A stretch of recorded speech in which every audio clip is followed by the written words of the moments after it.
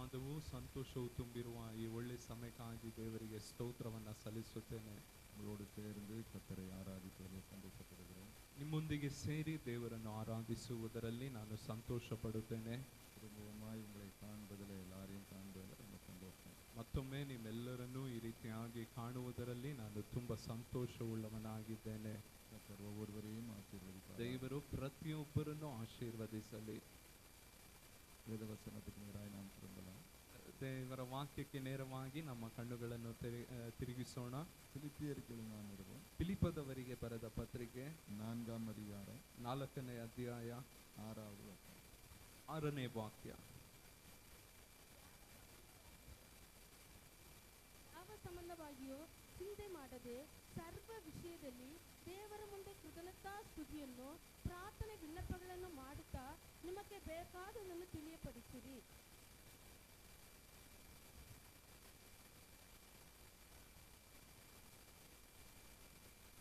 நீங்கள் ஒன்றுக்கும் கவலைப்படாமல் ಯಾವ ಸಂಬಂಧವಾಗಿಯೂ ಚಿಂತೆ ಮಾಡದೆ எல்லாவற்றையும் குறித்து உங்கள் விண்ணப்பங்களை ಸರ್ವ ವಿಷಯದಲ್ಲಿ ದೇವರ ಮುಂದೆ ಸ್ತೋತ್ರத்தோடே கூடிய ஜெபத்தினாலும் ಕೃತಜ್ಞತಾ ಸ್ತುತಿಯನ್ನು ಪ್ರಾರ್ಥನೆ வேண்டுதலினாலும் ವಿಜ್ಞಾಪನೆಗಳನ್ನು தேவனுக்கு தெரியப்படுத்தும். ವಿಜ್ಞಾಪನೆಗಳನ್ನು ಮಾಡುತ್ತಾ ನಿಮಗೆ ಬೇಕಾದದ್ದನ್ನು ದೇವರಿಗೆ ತಿಳಿಯಪಡಿಸಿರಿ. எல்லாரும் அப்படியே கண்களை மூடி ಎಲ್ಲರೂ ಕಣ್ಣುಗಳನ್ನು ಮುಚ್ಚೋಣ.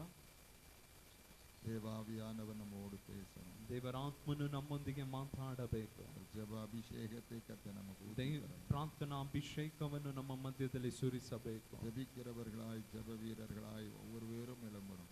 ಪ್ರತಿಯೊಬ್ಬರು ಪ್ರಾರ್ಥನೆ ಮಾಡುವವರಾಗಿ ಪ್ರಾರ್ಥನಾ ವೀರರಾಗಿ ಬದಲಾಗಬೇಕು. தேவாதி தேவன் எங்களோடு இடைப்படுவீர். ದೇವರಾತ್ಮನು ನಮ್ಮೊಂದಿಗೆ பரிசுத்த ஆவியானவர் ஆள்கொள்ளுவீர். ಪ್ರತಿಯೊಬ್ಬರನ್ನು ದೇವರಾತ್ಮನು ಆಳ್ವಿಕೆ ಮಾಡಿರಿ. பரிசுத்த ஆவியானவர் அடியானை பலப்படுத்தும்படியாய் ஜெபிக்கிறோம். ದೇವರಾತ್ಮನು ಇಲ್ಲಿ ಇಳಿದು ಬರುವುದಕ್ಕಾಗಿ ಪ್ರಾರ್ಥಿಸುತ್ತೇವೆ. ಯೇಸುವಿನ ನಾಮದಲ್ಲಿ ಯೇಸುವಿನ ನಾಮದಲ್ಲಿ ತಂದೆ, ಆಮೆನ್. ಆಮೆನ್.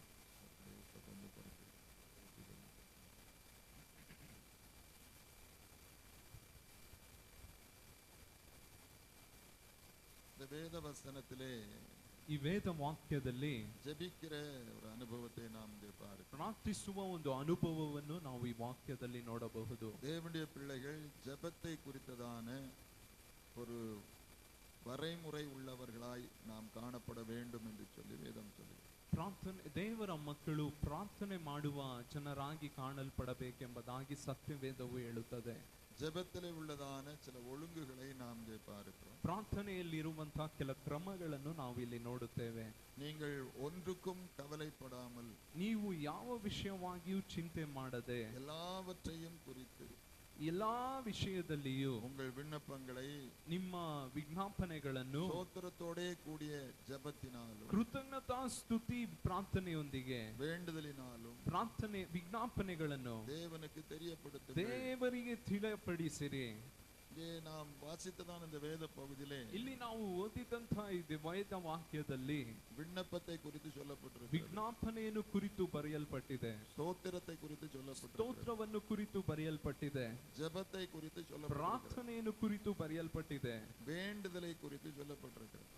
ಬೇಡಿಕೊಳ್ಳು ವಿಜ್ಞಾಪನೆಯನ್ನು ಕುರಿತು ಬರೆಯಲ್ಪಟ್ಟಿದೆ. ஜெபம் என்று சொல்லுகிறது இந்த 4 பகுதிகளையும் உள்ளடக்கினதாய் காணப்படுகிறது. ಪ್ರಾರ್ಥನೆ ಎಂಬುದು ಈ 4 ಕಾರ್ಯಗಳನ್ನು ಒಳಗೊಂಡದಾಗಿ ಕಾಣಲ್ಪಡುತ್ತದೆ. வெளிப்படுத்தின விசேஷம் 8ஆம் அதிகாரம் 3-4 வசனத்திலே நாம் வாசிக்கும்போது ಪ್ರಕಟಣೆ ಪುಸ್ತಕ 8ನೇ ಅಧ್ಯಾಯ ಅದರಲ್ಲಿ 3-4 ವಾಕ್ಯದಲ್ಲಿ ನಾವು ನೋಡುವಾಗ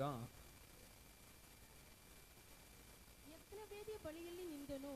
ಅವನ ಕೈಯಲ್ಲಿ ಚಿನ್ನದ ತೂಬಾರ್ತಿ ಇತ್ತು. ಸಿಂಹಾಸನದ ಮುಂದನ ಚಿನ್ನದ ತೂಬವಿದೆಯೋ ಮೇಲೆ ದೇವಜನರೆಲ್ಲರ ಪ್ರಾರ್ಥನೆಗಳ ಜೊತೆಯಲ್ಲಿ ಸಮರ್ಪಿಸುವುದಕ್ಕಾಗಿ ಅವನಿಗೆ ಬಹಳ ತೂಬ ಕೊಡಲ್ಪಟ್ಟಿತ್ತು. ಆ ತೂಬದ ಹೊಗೆಯು ದೇವದೂತನ ಕೈಯೊಳಗಿಂದ ಹೊರಟು ದೇವಜನರ ಪ್ರಾರ್ಥನೆಗಳೊಂದಿಗೆ ಕೂಡಿ ದೇವರ ಸನ್ನಿಧಿಗೆ ಏರಿ ಹೋಯಿತು. வாசித்ததான இந்த வேத பகுதிகளிலே ಇಲ್ಲಿ ನಾವು ಓದಿದಂತಹ ಈ ವೇದ ವಾಕ್ಯದಲ್ಲಿ ஜெபத்தை குறித்தும் ಪ್ರಾರ್ಥನೆಯನ್ನು ಕುರಿತು தூப வர்க்கத்தை குறித்தும் சொல்லப்பட்டிருக்கு. ಧೂಪವನ್ನು ಕುರಿತು ಬರೆಯಲ್ಪಟ್ಟಿದೆ. பழைய ஏற்பாட்டு காலத்துல தான் தூப வர்க்கம் செலுத்தினார்கள். ಹಳೆಯ ಒಡಂಬಡಿಕೆಯಲ್ಲಿ ಧೂಪ ವರ್ಗವನ್ನು ದೇವರಿಗೆ ಸಲ್ಲಿಸಿದರು. ஆசரிப்பு கூடாரத்திலே பரிசுத்த ஸ்தலத்திலே இந்த தூப வர்க்கம் வைக்கப்பட்டிருந்தது. ದೇವರ ಗುಡಾರದಲ್ಲಿ ಈ ಧೂಪ ವರ್ಗಗಳನ್ನು ದೇವರಿಗೆ தேவ ಸಮರ್ಪಿಸುತ್ತಿದ್ದರು. சமூகத்திலே கடந்து சொல்லும் போது தூப வர்க்கம் இட்டார்கள்.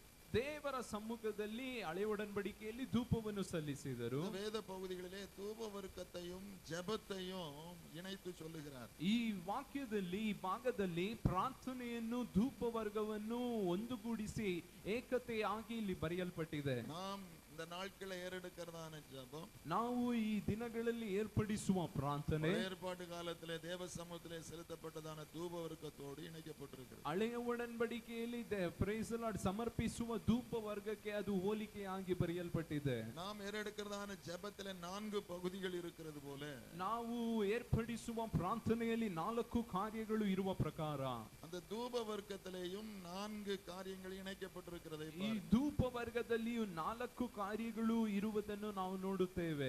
4 வாசனை திரவியங்கள் சேர்ந்துதான் தூப வர்க்கம் செய்யப்பட்டது. 4 ಸುಗಂಧ ವಾಸನೆ ಬೀರುವ ದ್ರವ್ಯಗಳನ್ನು ಸೇರಿಯೇ ಅದು ಒಂದು ಧೂಪವಾಗಿ ಮಾರ್ಪಡುತ್ತದೆ. யாத்ராமத்தின் புத்தகத்திலே 30ஆம் அதிகாரம் ವಿಮೋಚನಾ ಕಾಂಡ ಪುಸ್ತಕ 30ನೇ ಅಧ್ಯಾಯ 34 35 ವಚನத்திலே ನಾವು ವಾಸಿಸುம்போது 35 34 35 ವಾಕ್ಯದಲ್ಲಿ ನಾವು ನೋಡುವಾಗ ಅದಲ್ಲದೆ ಯೆಹೋವನು ಮೋಶೆಗೆ ಆಜ್ಞಾಪಿಸಿದ ಏನೆಂದರೆ, ನೀನು ಹಾಲು, ಮಡ್ಡಿ, ಕುಗ್ಲ, ಪ್ರಗಂಧ, ಚುಕ್ಕೆ ಎಂಬ ಪರಿಮಳ ದ್ರವ್ಯಗಳನ್ನು ಸ್ವಚ್ಛವಾದ ಧೂಪವನ್ನು ಸಮಭಾಗವಾಗಿ ತೆಗೆದುಕೊಂಡು ಸುವಾಸನೆ ಉಳ್ಳ ಬುಕ್ಕಟ್ಟಿಗೆ ಕೂರುವಂತೆ ಸುಗಂಧ ದ್ರವ್ಯಗಾರದ ಎತ್ತೆ ಮರಿಗೆ ಕಲಿಸಿ ಉಪ್ಪು ಹಾಕಿ ದೇವರ ಸೇವೆಗೆ ಸ್ವಚ್ಛವಾದ ಧೂಪ ದ್ರವ್ಯವನ್ನು ಮಾಡಿಸಬೇಕು. இந்த தூப வர்க்கத்திலே ಈ ಧೂಪ ವರ್ಗದಲ್ಲಿ வெள்ளை போளம், ಪ್ರೈಸ್ ದಿ ಲಾರ್ಡ್, ಆಲು ಮಡ್ಡಿ, குங்கிலியம், ಗುಗ್ಗುಲ, அல்பான் பிசின், ಗಂಧದ ಚಕ್ಕೆ, சாம்பிராணி, ಪರಿಮಳ ದ್ರವ್ಯ, இந்த 4 காரியங்களும் சேர்த்துதான் தூப வர்க்கம் செய்யப்பட்டது. ಈ 4 ಕಾರ್ಯಗಳು ಸೇರಿಯೇ ಧೂಪವನ್ನು ಸಲ್ಲಿಸಬೇಕು. இதே போலதான் ஜெபத்திலேயும் ಇದೇ ರೀತಿಯಾಗಿಯೇ ಪ್ರಾರ್ಥನೆಯಲ್ಲಿಯೂ விண்ணப்ப ஜெபம், ವಿಜ್ಞಾಪನಾ ಪ್ರಾರ್ಥನೆ, ஊக்கமான மன்றாட்டு ஜெபம், ದೇವರೊಂದಿಗೆ ಬೇಡಿಕೊಂಡು ಪ್ರಾರ್ಥನೆ, வேண்டுதல் செய்கிறதான ஜெபம், ಬೇಡಿಕೊಳ್ಳುವ ಒಂದು ಪ್ರಾರ್ಥನೆ, ஸ்தோத்திரங்கள் என்பாக சொல்லி அடங்கி இருக்கிறதை பார்க்கிறோம். ಸ್ತೋತ್ರಗಳೊಳಗೆ ಅಡಗಿರುವುದನ್ನು ನಾವು ನೋಡುತ್ತೇವೆ. நம்முடைய வாழ்க்கையிலே ஜெபத்தை நாம் எப்படி ஒழுங்குபடுத்தி ஜெபம் ஏறெடுக்க வேண்டும் என்பதற்கு ನಮ್ಮ ಜೀವಿತದಲ್ಲಿ ನಾವು ನಮ್ಮ ಜೀವಿತವನ್ನು ಕ್ರಮಪಡಿಸಿ ಯಾವ ರೀತಿ ಪ್ರಾರ್ಥಿಸಬೇಕೆಂಬುದನ್ನು ஆசரிப்பு கூடாரத்தினுடைய ஆராதனை ஒழுங்குகள் நமக்கு அதை விளக்கி காட்டுகிறது. ಯಾಜಕರ ಈ ಕೆಲಸ ಕಾರ್ಯಗಳು ನಮಗೆ ಅದು ಕ್ರಮಪಡಿಸಿ ನಮಗೆ ಅದು ತೋರಿಸುತ್ತದೆ. ஆசரிப்பு கூடாரத்தை பற்றி நீங்கள் நன்றாய் அறிந்திருப்பீர்கள். ಯಾಜಕ ಕಾರ್ಯಗಳನ್ನು ಕುರಿತಾಗಿ ನೀವು ದೇವರ ದರ್ಶನ ಗೂಡಾರದನ್ನು ಕುರಿತು ನೀವು ಚೆನ್ನಾಗಿ ತಿಳಿದಿದ್ದೀರಿ. உங்க பாஸ்டர் அதை குறித்து விளக்கமாய் உங்களுக்கு பிரசங்கித்திருப்பார்கள். ನಿಮ್ಮ ಪಾಸ್ಟರ್ ಅದನ್ನು ಕುರಿತು ನಿಮಗೆ ಪ್ರೈಸ್ ದಿ ಲಾರ್ಡ್ ತಿಳಿಸಿರುತ್ತಾರೆ. இஸ்ரவேல் ஜனங்கள் நடுவிலே தேவன் வாசம் பண்ணும்படியாய் ஆசரிப்பு கூடாரத்தை ஸ்தாபிக்க சொன்னார். ದೇವ ಮಕ್ಕಳ ಮಧ್ಯದಲ್ಲಿ ದೇವರು ವಾಸ ಮಾಡುವುದಕ್ಕೋಸ್ಕರ ಈ ದೇವ ದರ್ಶನ ಗೂಡಾರವನ್ನು ಸ್ಥಾಪಿಸಲು ಹೇಳಿದರು. அது பிரகாரம் பரிசுத்த ஸ்தலம், மகா பரிசுத்த ஸ்தலம் என்கிறதான 3 பகுதியை உடையதாய் காணப்பட்டது. ಅದು ಪ್ರಕಾರ, ಪರಿಶುದ್ಧ ಸ್ಥಳ, ಮಹಾಪರಿಶುದ್ಧ ಸ್ಥಳ ಎಂಬ 3 ಪ್ರಕಾರಗಳನ್ನು ಹೊಂದಿದಂತಾಗಿ ಇತ್ತು. தேவனை ஆராதிக்க செல்லுகிறதான தேவனுடைய பிள்ளைகள், ದೇವರನ್ನು ಆರಾಧಿಸಲು ಹೋಗುವಂತಹ ದೇವರ ಮಕ್ಕಳು வாசலின் வழியாய் உள்ளே பிரவேசிக்க வேண்டும். ಅವರು ಬಾಗಿಲಿನಿಂದ ಒಳಗೆ ಪ್ರವೇಶಿಸಬೇಕು. அதற்கு ஒரே ஒரு வாசல் தான் உண்டு. ಅದಕ್ಕೆ ಒಂದೇ ಒಂದು ಬಾಗಿಲಿತ್ತು. அந்த வாசல் வழியாய் தான் உள்ளே பிரவேசிக்கணும். ಅದೇ ಬಾಗಿಲಿನಿಂದಲೇ ಒಳಗೆ ಪ್ರವೇಶಿಸಬೇಕು. வாசல் வழியாய் உள்ளே பிரவேசித்தால் ಬಾಗಿಲಿನಿಂದ ಒಳಗೆ ಪ್ರವೇಶಿಸಿದರೆ பலிபீடம் வைக்கப்பட்டிருக்கிறது. ಅಲ್ಲಿ ಮುಂದೆ ಬಲಿಪೀಠವು ಇಡಲ್ಪಟ್ಟಿತ್ತು. முதல்ல வாசலை சந்தித்து வாசல் வழியாய் உள்ளே பிரவேசிக்கிறதான மனிதன், ಒಳಗೆ ಬಾಗಿಲಿನಿಂದ ಒಳಗೆ ಹೋಗುವಂತ ವ್ಯಕ್ತಿಯು பலிபீடத்தை சந்திக்கிறான். ಮೊದಲನೇದಾಗಿ ಅವನ ಕಣ್ಣಿನಲ್ಲಿ ಬೀಳುವ ಕಾರ್ಯವು ಬಲಿಪೀಠ. பலிபீடத்தை தாண்டினால் ಬಲಿಪೀಠವನ್ನು ಅವನು ದಾಟಿದಾಗ தண்ணீர் வைக்கப்பட்டிருக்கிறதான ஒரு தொட்டி இருக்கிறது. ಅಲ್ಲಿ ನೀರಿರುವಂತ ಒಂದು ತೊಟ್ಟಿ ಅವನಿಗೆ ಕಾಣಿಸುತ್ತದೆ. அதை தாண்டி செல்லும் போதுதான் ಅದನ್ನು ದಾಟಿ ಅವನು ಮುಂದೆ ಹೋಗುವಾಗ பரிசுத்த ஸ்தலமும் ಪರಿಶುದ್ಧ ಸ್ಥಳವು, மகா பரிசுத்த ஸ்தலமும் ಮಹಾಪರಿಶುದ್ಧ ಸ್ಥಳವು ಇರುತ್ತದೆ. வேத புஸ்தகத்திலே நான் வாசிக்கும் போது ಸತ್ಯವೇದ ಸತ್ಯವೇದದಲ್ಲಿ ನಾವು ಓದುವಾಗ ஏசாயா தீர்க்கதரிசன புஸ்தகம் ಏಷಾಯನ ಪ್ರವಾದನೆಯ ಗ್ರಂಥ 60ஆம் அதிகாரம் 60ನೇ ಅಧ್ಯಾಯ 18வது வசனத்தை வாசிங்க. 18ನೇ ವಾಕ್ಯವನ್ನು ನಿನ್ನ ಓದಿರಿ. ದೇಶದಲ್ಲಿ ಬಲಾತ್ಕಾರ ಸುದ್ದಿಯೇ ಕಿವಿಗೆ ಬೀಳದು, ನಿನ್ನ ಪ್ರಾಂತ್ಯದೊಳಗೆ ಭಂಗ ನಾಶನಗಳ ವಾರ್ತೆ ಹೇಳಬರುವುದಿಲ್ಲ. ಆಗ ದೇವ ರಕ್ಷಣೆಯು ನನ್ನ ಬವಳಿ ಗೋಡೆಗಳು, ದೇವ ಸ್ತೋತ್ರವು ನನ್ನ ಬಾಗಿಲುಗಳು ಎಂದು ಅಂದುಕೊಳ್ಳುವಿ. வாசல் துதி என்று சொல்லி சொல்லப்பட்டிருக்கிறதை பார்க்கிறோம். ಇಲ್ಲಿ ಪ್ರೈಸ್ ದಿ ಲಾರ್ಡ್ ಬಾಗಿಲೆಂಬುದು ಪ್ರೈಸ್ ದಿ ಲಾರ್ಡ್ ಸ್ತುತಿಯನ್ನು ಹೋಲಿಕೆಯಾಗಿ ಬರೆಯಲ್ಪಟ್ಟಿರುವುದನ್ನು ನಾವು ಇಲ್ಲಿ ನೋಡಬಹುದು. பொதுவாய் நாம் வேதத்திலே வாசிக்கும் போது ನಾವು ಸತ್ಯವೇದದಲ್ಲಿ ಓದುವಾಗ ಯೇಸುನಾಥர் சொன்னார், நான் தான் வாசல் என்பதாக சொல்லி ನಾನೇ ನಿಜವಾಗ ಬಾಗಿಲು ಎಂಬುದಾಗಿ ಯೇಸು ಸ್ವಾಮಿ ಹೇಳಿದರು. தேவ சமூகத்தை அனுபவிக்கணும், ದೇವರ ಸಮ್ಮುಖವನ್ನು ದೇವರ ಪ್ರಸನ್ನತೆಯನ್ನು ಅನುಭವಿಸಬೇಕು, தேவ சமூகத்தின் ஆசீர்வாதங்களை அனுபவிக்கணும், ದೇವ ಸಮ್ಮುಖದಲ್ಲಿರುವ ಆಶೀರ್ವಾದವನ್ನು ನಾನು ಅನುಭವಿಸಬೇಕು, தேவன் தருகிறதான ரட்சிப்பை பெற்றுக்கொள்ளணும், ದೇವರು ಕೊಡುವಂತಹ ರಕ್ಷಣೆಯನ್ನು ಹೊಂದಿಕೊಳ್ಳಬೇಕು, நித்திய ஜீவனை பெற்றுக்கொள்ளணும் என்று சொல்லி சொன்னார். ನಾವು ನಿತ್ಯ ಜೀವವನ್ನು ಹೊಂದಿಕೊಳ್ಳಬೇಕೆಂದರೆ இயேசுதான் வாசல், ಯೇಸುವೇ ಬಾಗಿಲಾಗಿದ್ದಾರೆ. இயேசுவை அல்லாமல் வேறொரு வாசல் இல்லை, ಯೇಸು ಅಲ್ಲದೆ ಈ ಲೋಕದಲ್ಲಿ ಬೇರೆ ಬಾಗಿಲಿಲ್ಲ, ஒரே ஒரு வாசல் தான் இருக்கிறது, ಒಂದೇ ಒಂದು ಬಾಗಿಲು ಮಾತ್ರವೇ ಇದೆ. இயேசு சொன்னார், நானே வாசல். ಯೇಸು ಹೇಳಿದರು, ನಾನೇ ಬಾಗಿಲು. தேவன் பிதாவினிடத்திலே செல்வதற்கோ, ದೇವರು ತಂದೆಯ ಬಳಿಗೆ ಹೋಗುವುದಕ್ಕೂ, பரலோகத்திற்கு செல்வதற்கோ ಪರಲೋಕಕ್ಕೆ ಹೋಗುವುದಕ್ಕೂ வேறு ஒரு வழி இல்லை. ನಾವು ಪರಲೋಕಕ್ಕೆ ಹೋಗುವುದಕ್ಕೆ ಬೇರೆ ದಾರಿಯೇ ಇಲ್ಲ. நான் வாசிக்கிறதான இந்த வேத பகுதியிலே ನಾವು ಓದುವಂತಹ ಈ ವೇದ ವಾಕ್ಯದಲ್ಲಿ ஜெபத்தை குறித்து நாம் பார்க்கிறோம். ಸ್ತೋತ್ರವನ್ನು ಪ್ರಾರ್ಥನೆಯನ್ನು ಕುರಿತು ನಾವಿಲ್ಲಿ ನೋಡುತ್ತೇವೆ. ஜெபத்தை குறித்து பார்க்கும்போது ಪ್ರಾರ್ಥನೆಯನ್ನು ಕುರಿತು ನಾವು ನೋಡುವಾಗ ஆசரிப்பு கூடாரத்திலே முதலாவது வாசலை சந்திக்கிறோம். ದೇವದರ್ಶನ ಗುಡಾರದಲ್ಲಿ ಮೊದಲನೆಯದಾಗಿ ಒಂದು ಬಾಗಿಲಿರುತ್ತದೆ. அப்ப ஜெப அனுபவத்திலே முதலாவது துதி செலுத்த வேண்டியது அவசியம். ನಾವು ಪ್ರಾರ್ಥನೆ ಅನುಭವದಲ್ಲಿ ಮೊದಲನೆಯದಾಗಿ ಸ್ತುತಿ ಸಲ್ಲಿಸುವುದು ತುಂಬಾ ಪ್ರಾಮುಖ್ಯತೆಯಾಗಿದೆ. ஜெபத்திற்குள்ளாய் கடந்து செல்லுகிறதான தேவனுடைய பிள்ளைகள், ಪ್ರಾರ್ಥನೆಯ ಒಳಗಾಗಿ ನಾವು ಹಾದು ಹೋಗುವ ಪ್ರತಿಯೊಂದು ದೇವರ ಮಕ್ಕಳು இந்த துதி என்கிறதான வாசல் வழியாய் தான் பிரவேசிக்கணும். ಸ್ತುತಿ ಎಂಬ ಬಾಗಿಲನ್ನು ಅದು ನಾವು ಹೋಗಬೇಕು. முதலாவது தேவனை அதிகமாய் தேவனுடைய பிள்ளைகள் துதிக்கணும். ಮೊದಲನೆಯದಾಗಿ ದೇವರನ್ನು ನಾವು ಹೆಚ್ಚಾಗಿ ಸ್ತುತಿಸಬೇಕು. சங்கீதக்காரனாகிய தாவீது சொல்லுகிறதை பார்க்கிறோம். ಕೀರ್ತನೆಗಾರನಾದ ದಾವೀದನು ಈ ರೀತಿಯಾಗಿ ಹೇಳುವುದನ್ನು அவர் தன்னுடைய ನೋಡುತ್ತೇವೆ. ஆத்துமாவை தட்டி எழுப்பி, ಅವನು ತನ್ನ ಆತ್ಮವನ್ನು ತಟ್ಟಿ ಎಬ್ಬಿಸಿ, என் ஆத்துமாவே ನನ್ನ ಆತ್ಮವೇ ದೇವರನ್ನು ಸ್ತುತಿಸು, என் முழு உள்ளமே அவருடைய பரிசுத்த நாமத்தை ஸ்தோத்திரி, ನನ್ನ ಅಂತರಿಂದ್ರಗಳೇ ದೇವರನ್ನು ಸ್ತುತಿಸಿರಿ, என் ஆத்துமாவே கர்த்தரை ஸ்தோத்திரி, ನನ್ನ ಮನವೇ ನೀನು ದೇವರನ್ನು ಸ್ತುತಿಸು, கர்த்தர் செய்த சகல உபகாரங்களையும் மறவாதே என்று சொல்லுகிறார். ದೇವರು ಮಾಡಿರುವ ಉಪಕಾರಗಳನ್ನು ನೀನು ಮರೆಯಬೇಡ ಎಂಬುದಾಗಿ ಸತ್ಯವೇದದಲ್ಲಿ ಕೀರ್ತನೆಗಾರನು ಈ ರೀತಿಯಾಗಿ ಹೇಳುತ್ತಾನೆ. அதனால தேவனுடைய பிள்ளைகள் ಆದದರಿಂದ ದೇವರ ಮಕ್ಕಳು தேவனை துதிக்கணும், ದೇವರನ್ನು ಸ್ತುತಿಸಬೇಕು. சங்கீதக்காரன் சொன்னதான அந்த வசனங்களை ಕೀರ್ತನೆಗಾರನು ಹೇಳಿದಂತ ಈ ವಾಕ್ಯವನ್ನು கூட்டம் முடிஞ்சு போகும்போது நம்ம சொல்லுவோம். ಪ್ರಾರ್ಥನೆ ಮುಗಿದು ಕೂಟ ಮುಗಿದು ಮನೆಗೆ ಹೋಗುವಾಗ ನಾವು ಹೇಳುತ್ತೇವೆ. ஆராதனை முடிகிற நேரத்துல தான் ಆರಾಧನೆ ಮುಗಿಯುವ ಸಮಯದಲ್ಲಿ ஆத்மாவே கர்த்தரை ஸ்தோத்திரி என்பதாக சொல்லி ನನ್ನ ಮನವೇ ಕರ್ತನನ್ನು ಸ್ತುತಿಸು ಎಂಬುದಾಗಿ ஆராதனை முடிக்கிறோம். ನಾವು ಆರಾಧನೆಯನ್ನು ಮುಗಿಸುತ್ತೇವೆ. அதனுடைய நோக்கம் நாம் எப்பொழுதும் ஆராதனை முடிந்து வீட்டுக்கு போனாலும் ஆண்டவரை துதிக்கணும். ಅದರ ಒಂದು ಉದ್ದೇಶವು ನಾವು ಯಾವಾಗಲೂ ದೇವರನ್ನು ಸ್ತುತಿಸುತ್ತಾ ಇರಬೇಕು. ಮನೆಗೆ ಹೋದರೂ ದೇವರನ್ನು ಸ್ತುತಿಸಬೇಕು.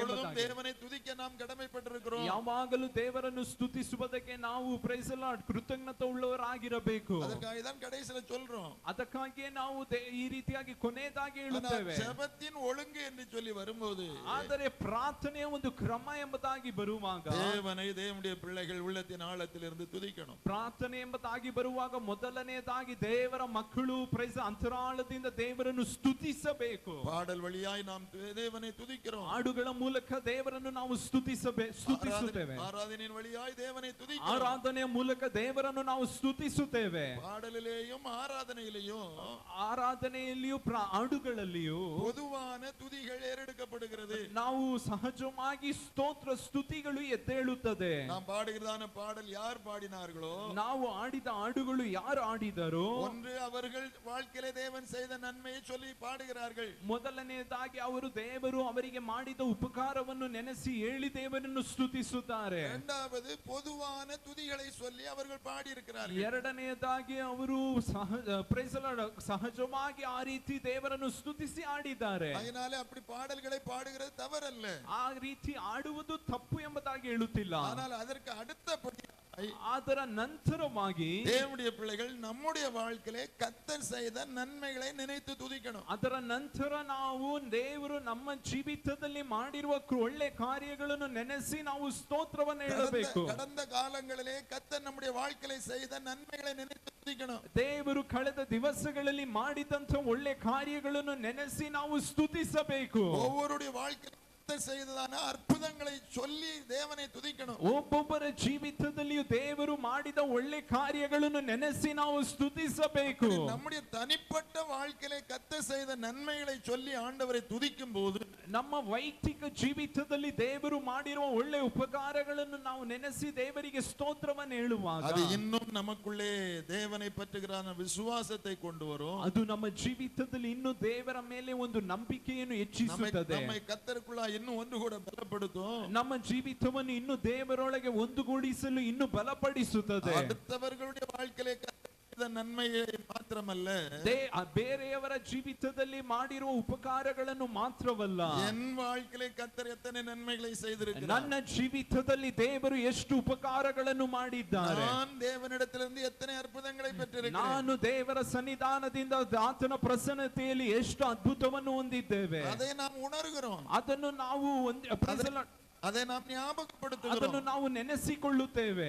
அன்றைக்கு எனக்கு அற்புதம் செய்தவர், ಅಂದು ನನಗೆ ಅದ್ಭುತವನ್ನು ಮಾಡಿದಾತನು, அற்புதம் செய்ய வல்லமை உள்ளவர், ಇಂದು ಅದ್ಭುತವನ್ನು ಮಾಡಲು ಆತನು ಶಕ್ತನಾಗಿದ್ದಾನೆ. அன்றைக்கு என்னுடைய வாழ்க்கையிலே அதிசயங்களை செய்தவர், ಅಂದು ನನ್ನ ಜೀವಿತದಲ್ಲಿ ಅತಿಶಯಗಳನ್ನು ನಡೆಸಿದಾತನು, இன்றும் என்னுடைய வாழ்க்கையிலே அதிசயங்களை செய்ய வல்லமை உள்ளவர், ಇಂದು ನನ್ನ ಜೀವಿತದಲ್ಲಿ ಅತಿಶಯಗಳನ್ನು ನಡೆಸಲು ಆತನು ಶಕ್ತನಾಗಿದ್ದಾನೆ. ಒಂದು ದೇವರು ನಮ್ಮಲ್ಲಿ ಮಹಿಮೆ ಪಡುತ್ತಾನೆ, இரண்டாவது நாமும் கர்த்தருக்குள் பலன் கொள்ளுகிறோம், ಎರಡನೆಯದಾಗಿ ನಾವು ದೇವರೊಳಗೆ ಬಲ ಹೊಂದುತ್ತೇವೆ. அதனாலே தேவனை துதிக்கிறது நம்முடைய வாழ்க்கையிலே மிக முக்கியமானது. ಆದ್ದರಿಂದ ದೇವರನ್ನು ಸ್ತುತಿಸುವುದು ನಮ್ಮ ಜೀವಿತದಲ್ಲಿ ತುಂಬಾ ಪ್ರಾಮುಖ್ಯತೆಯಾಗಿದೆ. அதிலேயும் நம்முடைய வாழ்க்கையிலே ನಮ್ಮ ಜೀವಿತದಲ್ಲಿಯೂ ದೇವರು ಮಾಡಿದ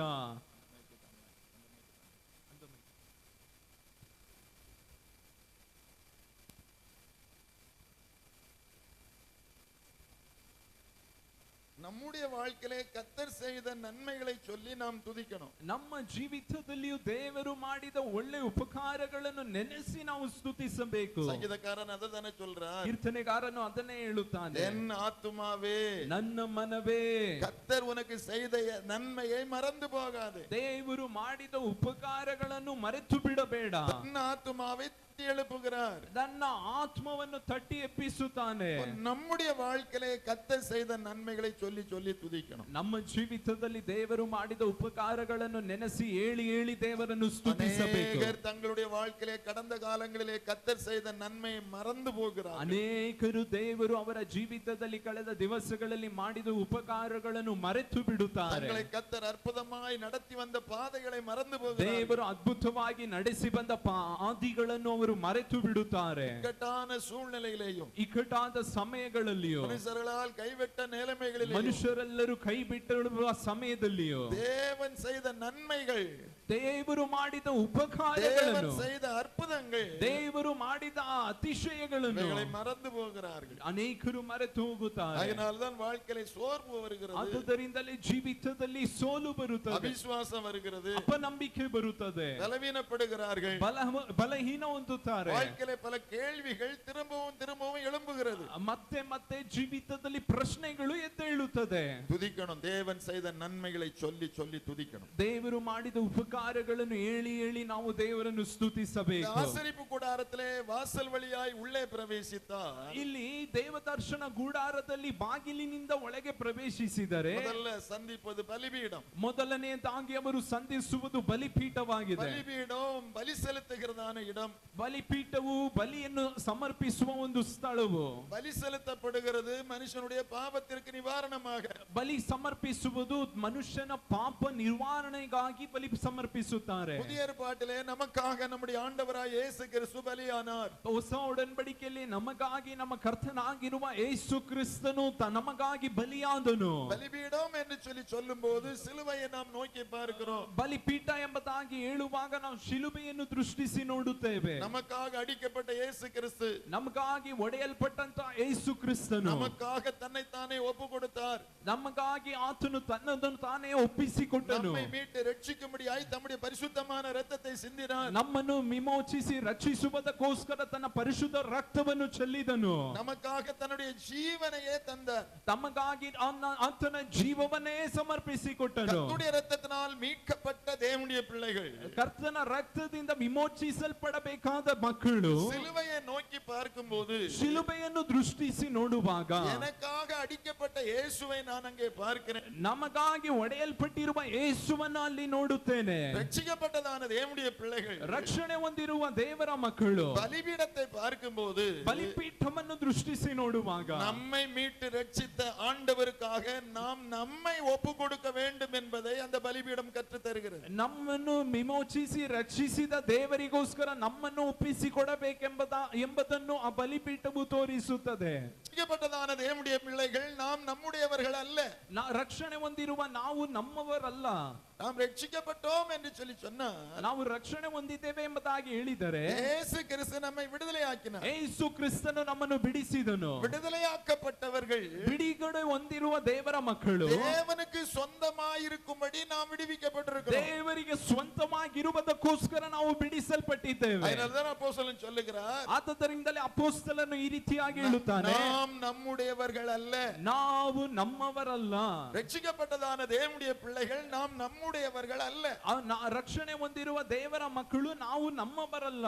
நமக்காக ஜீவனை தந்து, ನಮಗಾಗಿ ಜೀವವನ್ನು ಕೊಟ್ಟು, நமக்காக ரத்தம் சிந்தி, ನಮಗಾಗಿ ರಕ್ತವನ್ನು ಚೆಲ್ಲಿ, நமக்காக கிரயம் கொடுத்து, ನಮಗಾಗಿ ಕ್ರಯವನ್ನು ಕೊಟ್ಟು, நம்மை மீட்டெடுத்த நம்முடைய ஆண்டவருக்குரியவர்கள் நாம். ನಮ್ಮನ್ನು ರಕ್ಷಿಸಿ ವಿಮೋಚಿಸಿದಂತ ದೇವರಿಗೆ ನಾವು ದೇವರಿಗೆ ಸಮರ್ಪಕವಾದವರು ನಾವು. ஜெபத்தின் வழியாக நாம் துதித்து தேவ சமூகத்திலே பிரவேசிக்கும் போது, ಪ್ರಾರ್ಥನೆಯ ಒಳಗಾಗಿ ನಾವು ಸ್ತುತಿಸಿ ದೇವರ ಸನ್ನಿಧಿಯೊಳಗೆ ಪ್ರವೇಶಿಸುವಾಗ தேவ சமூகத்திலே நம்மை சமர்ப்பிக்கணும். ದೇವರ ಸಮ್ಮುಖದಲ್ಲಿ ನಮ್ಮನ್ನು ನಾವು ಸಮರ್ಪಿಸಬೇಕು. நம்மை தேவனுடைய பாதத்திலே நம்மை பலியாய் ஒப்பு கொடுக்கணும். ದೇವರ ಪಾದದಲ್ಲಿ ನಮ್ಮನ್ನೇ ನಾವು ಬಲಿಯಾಗಿ ಒಪ್ಪಿಸಿಕೊಡಬೇಕು. தேவன் நம்மை ஏற்றுக்கொள்ளணும். ದೇವರು ನಮ್ಮನ್ನು ಅಂಗೀಕರಿಸಬೇಕು. தேவ விருப்பம் நம்மிலே நிறைவேறும்படி, ದೇವರ ಚಿತ್ತವು ನಮ್ಮ ಜೀವಿತದಲ್ಲಿ ನೆರವೇರುವುದಕ್ಕಾಗಿ, தேவ சித்தம் நம்மிலே நிறைவேறும்படி, ದೇವರ ಚಿತ್ತವು ನಮ್ಮ ಜೀವಿತದಲ್ಲಿ ನೆರವೇರುವುದಕ್ಕಾಗಿ, நம்மை குறித்த தேவ திட்டம் நம்மிலே நிறைவேறும்படி, ನಮ್ಮ ಕುರಿತಾದ ದೇವರ ಚಿತ್ತವು ನಮ್ಮಲ್ಲಿ ನೆರವೇರುವುದಕ್ಕಾಗಿ, எதற்காக நாம் பிடிக்கப்பட்டோமோ, ಯಾವುದಕ್ಕೋಸ್ಕರ ನಾವು ಹಿಡಿಯಲ್ಪಟ್ಟೆವು, எதற்காக தேவன் நம்மை மீட்டு ரட்சித்தாரோ, ಯಾವುದಕ್ಕೋಸ್ಕರ ದೇವರು ನಮ್ಮನ್ನು ವಿಮೋಚಿಸಿ ಆರಿಸಿಕೊಂಡು ರಕ್ಷಿಸಿದರು, அந்த தேவ திட்டத்துக்கு நேராக நம்மை ஒப்பு கொடுக்கணும். ಆ ದೇವರ ಚಿತ್ತಕ್ಕೆ ನಮ್ಮನ್ನು ಅನುಗುಣವಾಗಿ ನಾವು ಒಪ್ಪಿಸಿಕೊಡಬೇಕು. ரோமர் 12 அதிகாரம் 1வது வசனத்தில் வாசிக்கும்போது, ರೋಮಾಪುರದವರಿಗೆ ಬರೆದ ಪತ್ರಿಕೆ 12ನೇ ಅಧ್ಯಾಯ 1ನೇ ವಾಕ್ಯದಲ್ಲಿ ನಾವು ನೋಡುವಾಗ, ದೇವರ ಕನಿಕರವನ್ನು ನಿಮ್ಮ ನೆನಪಿಗೆ ತಂದು ನಿಮ್ಮನ್ನು ಬೇಡಿಕೊಳ್ಳುವುದು ಏನೆಂದರೆ, ನೀವು ನಿಮ್ಮ ನಿಮ್ಮ ದೇಹಗಳನ್ನು ದೇವರಿಗೆ ಮೀಸಲಾಗಿಯೂ ಮೆಚ್ಚುಗೆಯಾಗಿಯೂ ಇರುವ ಸಜೀವ ಯಜ್ಞವಾಗಿ ಅರ್ಪಿಸಿರಿ. ಇದೇ ನಿಮ್ಮ ವಿವೇಕಪೂರ್ವವಾದ ಆರಾಧನೆಯು. நீங்கள் உங்கள் சரீரங்களை ನೀವು ನಿಮ್ಮ ದೇಹಗಳನ್ನು பரிசுத்தமும் தேவனுக்கு பிரியமான ஜீவ பலியாய் ஒப்பு கொடுக்க வேண்டும். ದೇವರಿಗೆ ಮೀಸಲಾಗಿಯೂ ಮೆಚ್ಚುಗೆಯಾಗಿರುವ ಸಜೀವ ಯಜ್ಞವಾಗಿ ಅರ್ಪಿಸಿರಿ. தேவனுடைய இரக்கங்களை முன்னிட்டு உங்களை வேண்டிக் கொள்ளுகிறேன் என்று சொல்லுகிறார். ದೇವರನ್ನು ನಿಮ್ಮ ಮುಂದೆ ಇಟ್ಟು ನಿಮ್ಮನ್ನು ಬೇಡಿಕೊಳ್ಳುತ್ತೇನೆ ಎಂಬುದಾಗಿ ಹೇಳುತ್ತಾರೆ. இதுவே நீங்கள் செய்யத்தக்க புத்தியுள்ள ஆராதனை. ಇದೇ ನೀವು ಮಾಡುವಂತ ವಿವೇಕಪೂರ್ವಕವಾದ ಆರಾಧನೆ. நம்முடைய சரீரங்களை பரிசுத்தமும் தேவனுக்கு பிரியமான ஜீவ பலியாய் ஒப்பு கொடுக்கணும். ನಮ್ಮ ಶರೀರವನ್ನು ಪರಿಶುದ್ಧವಾಗಿ ದೇವರಿಗೆ ಮೀಸಲಾಗಿ ನಮ್ಮನ್ನು ನಾವೇ ಒಪ್ಪಿಸಿಕೊಡಬೇಕು. ஏற்பாட்டு காலத்திலே ஒரு ஆடு நமக்காக ஒப்பு கொடுக்கப்பட்டது. ಹಳೆಯ ಒಡன்பಡಿಕೆ ಕಾಲದಲ್ಲಿ ಒಂದು ಕುರಿ ನಮಗಾಗಿ ಒಪ್ಪಿಸಿ ಕೊಡಲ್ಪಡುತ್ತದೆ. புதிய ஏற்பாட்டு காலத்துல இயேசு நமக்காய் ஒப்பு கொடுக்கப்பட்டார். ಹೊಸ ಒಡன்பಡಿಕೆ ಕಾಲದಲ್ಲಿ ಯೇಸು ನಮಗಾಗಿ ಒಪ್ಪಿಸಿ ಕೊಡಲ್ಪಟ್ಟನು. அதனால ரட்சிக்கப்படாத எல்லாரும் ரட்சிக்கப்படுறதுக்கு இயேசுவையே ஏற்றுக்கொள்ளணும். ಆದ್ದರಿಂದ ರಕ್ಷಣೆ ಹೊಂದಿರುವ ಎಲ್ಲರೂ ರಕ್ಷಣೆಯನ್ನು ಹೊಂದಿಕೊಳ್ಳುವುದಕ್ಕೆ ಯೇಸುವನ್ನೇ ಅಂಗೀಕರಿಸಬೇಕು. ரட்சிக்கப்பட்டதான தேவனுடைய பிள்ளைகள், ರಕ್ಷಣೆ ಹೊಂದಿರುವ ದೇವರ ಮಕ್ಕಳು நாம் தேவ சமூகத்துக்குள்ளாய் பிரவேசிக்க வேண்டுமே, ನಾವು ದೇವರ ಸಮ್ಮುಖದೊಳಗೆ ಪ್ರವೇಶಿಸಬೇಕೆಂದರೆ நம்முடைய சரீரங்களை தேவனுக்கு பிரியமான ஜீவ பலியாய் ஒப்பு கொடுக்கணும். ನಮ್ಮ ಶರೀರವನ್ನು ಸಜೀವ ಯಜ್ಞವಾಗಿ ದೇವರಿಗೆ ಒಪ್ಪಿಸಿಕೊಡಬೇಕು. நம்முடையவர்கள் அல்ல, ನಾವು ನಮ್ಮವರಲ್ಲ, நம்மை மீட்டெடுத்த இயேசுவுக்குரியவர்கள். ನಾವು ನಮ್ಮನ್ನು ವಿಮೋಚಿಸಿದಂತ ಯೇಸುವಿಗೆ ಸೇರಿದವರು. அதனால நம்முடைய ஆவி ஆத்துமா சரீரம் முழுவதும் தேவனுக்கு சொந்தமானது. ಆದ್ದರಿಂದ ನಮ್ಮ ಆತ್ಮ ಶರೀರ ಎಲ್ಲವೂ ದೇವರಿಗೆ ಸ್ವಂತವಾದದ್ದು. நாம் நம்முடைய விருப்பத்தின்படி நடப்பதற்கு சுயாதீனம் உள்ளவர்கள் அல்ல. ನಾವು ನಮ್ಮ ಇಷ್ಟದಂತೆ ನಡೆಯುವುದಕ್ಕೆ ನಾವು ಸ್ವತಂತ್ರರಲ್ಲ.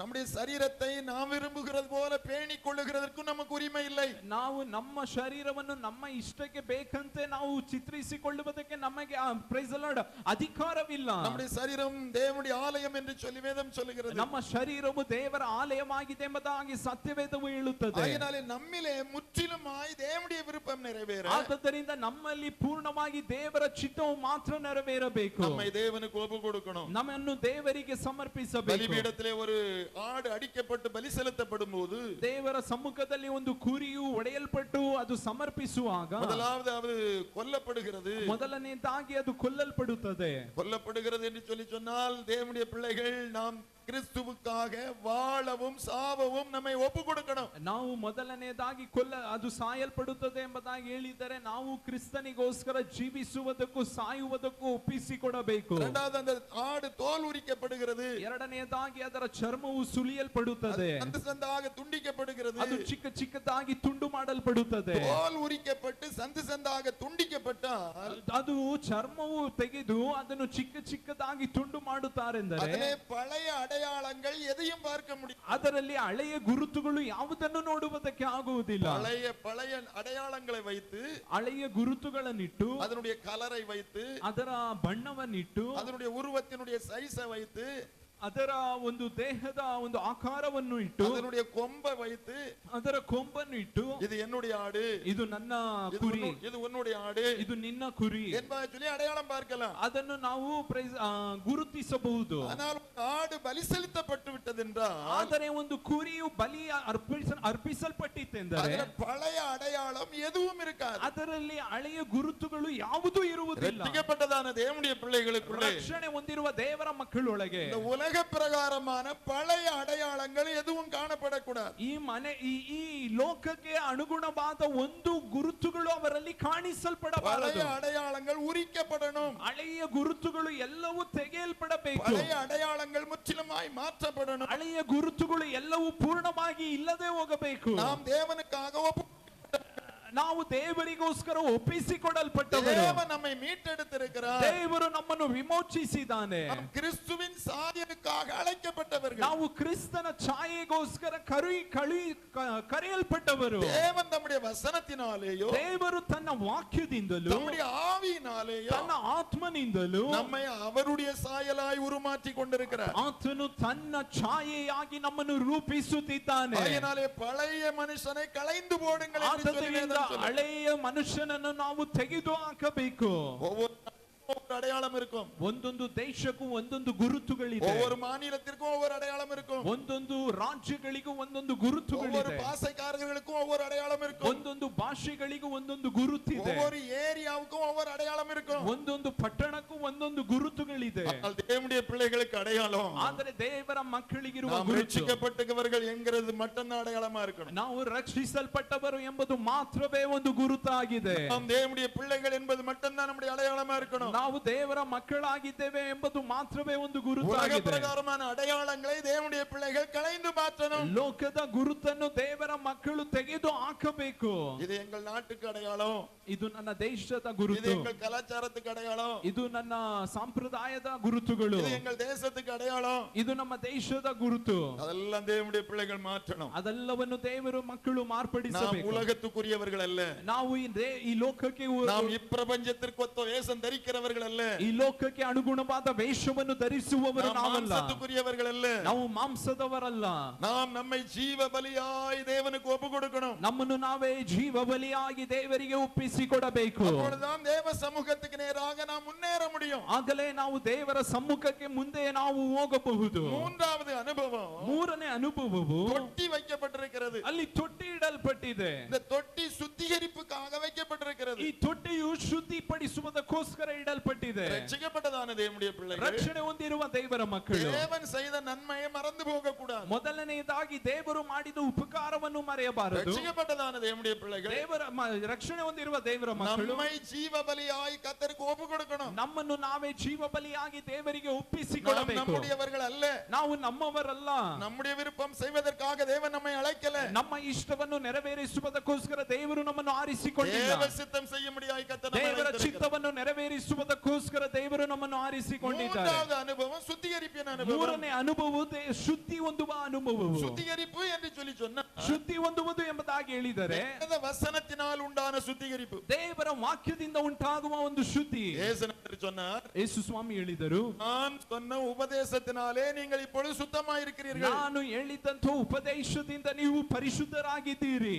தேவனுடைய வசனம் நம்மை சுத்திகரிக்க கூடியது. ದೇವರ ವಾಕ್ಯವು ನಮ್ಮನ್ನು ಶುದ್ಧಿಪಡಿಸುವಂತದ್ದಾಗಿದೆ. தேவனுடைய வசனத்திலே ದೇವರ ವಾಕ್ಯದಲ್ಲಿ வாக்குத்தத்தங்கள் இருக்கிறது, ವಾಗ್ದಾನಗಳಿದೆ, ஆறுதல்கள் இருக்கிறது, ಆದರಣೆಯ ಮಾತುಗಳಿದೆ, நம்பிக்கை இருக்கிறது. ನಂಬಿಕೆಯ ಮಾತುಗಳಿದೆ. அதே நேரத்திலே ಅದೇ ಸಮಯದಲ್ಲಿ தேவனுடைய வசனத்திலே சுத்திகரிப்பு இருக்கிறது. ದೇವರ ವಾಕ್ಯದಲ್ಲಿ ಶುದ್ಧೀಕರಣ ಮಾಡುವ ಕಾರ್ಯಗಳು ಇದೆ. அநேகருக்கு வேத வசனங்களை வாசிக்கும் போது ಅನೇಕರಿಗೆ ದೇವರ ವಾಕ್ಯವನ್ನು ಓದುವಾಗ ஆண்டவர் என்னோடு பேசினார் என்று சொல்வார்கள்.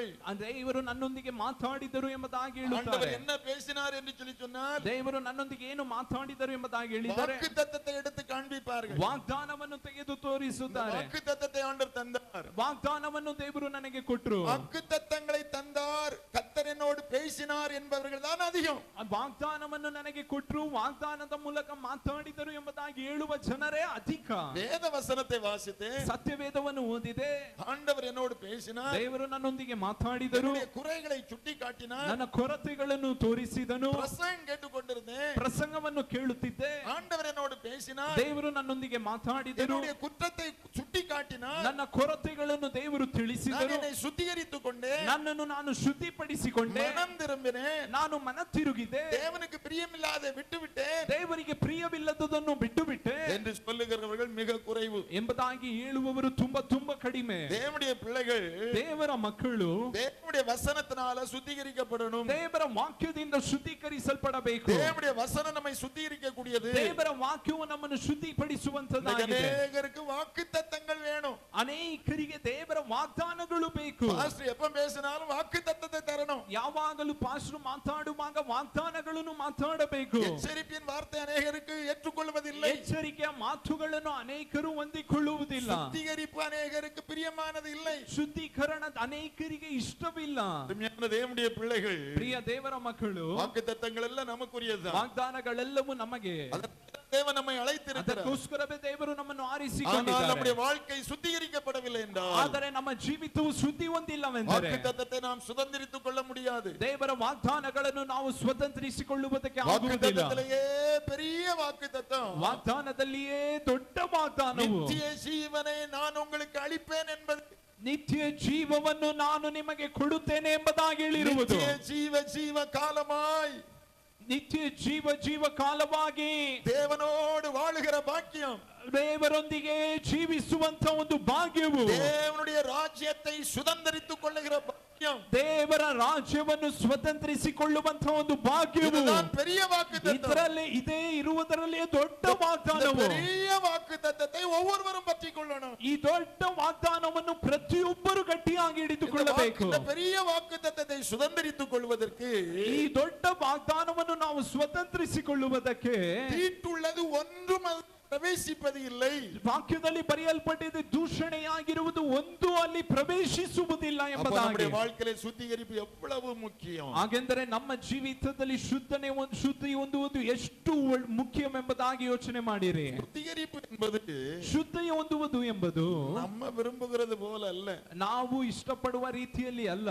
சரீரத்தில் ஒரு காயம் ஏற்பட்டிருந்தால், ಶರೀರದಲ್ಲಿ ಒಂದು ಗಾಯವು ಉಂಟಾಗಿದ್ದರೆ ஆஸ்பத்திரிக்கு போகிறோம், ಆಸ್ಪತ್ರೆಗೆ ಹೋಗುತ್ತೇವೆ. மருந்து வைக்கிறதுக்கு முன்னால அதை சுத்தப்படுத்துகிறார்கள். ಅಲ್ಲಿ ಔಷಧಿಯನ್ನು ಹಚ್ಚುವುದಕ್ಕೆ ಮುಂಚೆ ಅದನ್ನು ಶುದ್ಧಪಡಿಸುತ್ತಾರೆ. சுத்தப்படுத்தினா கொஞ்சம் வலிக்கதான் செய்யும். ಶುದ್ಧಪಡಿಸುವಾಗ ಸ್ವಲ್ಪ ನೋವಾಗುತ್ತದೆ. வலிக்கிறது என்பதற்காக சுத்தப்படுத்தண்டா என்று சொன்னா ನೋವುತ್ತಿದೆ ಎಂಬುದಕ್ಕೋಸ್ಕರ ಅದನ್ನು ಶುದ್ಧ ಮಾಡಬೇಡಿ ಎಂಬುದಾಗಿ ಹೇಳಿದ್ರೆ, மேல மருந்து மட்டும் வச்சு கட்டி விட்டுருங்க, ಮೇಲೆ ಔಷಧಿಯನ್ನು ಮಾತ್ರ ಹಾಕಿ ಕಟ್ಟಿ ಬಿಟ್ಬಿಡ್ರಿ. ஆண்டவர் அதான் சொல்லுகிறார். ಅದನ್ನೇ ದೇವರು ಹೇಳಿದ್ರು, என் ஜனங்களுடைய காயங்களை மேல் பூச்சாய் பூசுகிறார்கள். ನನ್ನ ಜನರ ಗಾಯಗಳನ್ನು ಹೊರಗಣವಾಗಿ ಅವರು ಔಷಧಿ ಹಚ್ಚುತ್ತಿದ್ದಾರೆ. உள்ளே அது ரதத்தினால நிறைந்திருக்கிறது. ಒಳಗೋ ಅದು ಕೀವು ಹತ್ತಿದೆ. அந்த காயம் ஆற வேண்டுமானா ಆ ಗಾಯಗಳು ಆರಬೇಕೆಂದರೆ அதை சுத்தப்படுத்தணும், ಅದನ್ನು ಶುದ್ಧಿಪಡಿಸಬೇಕು.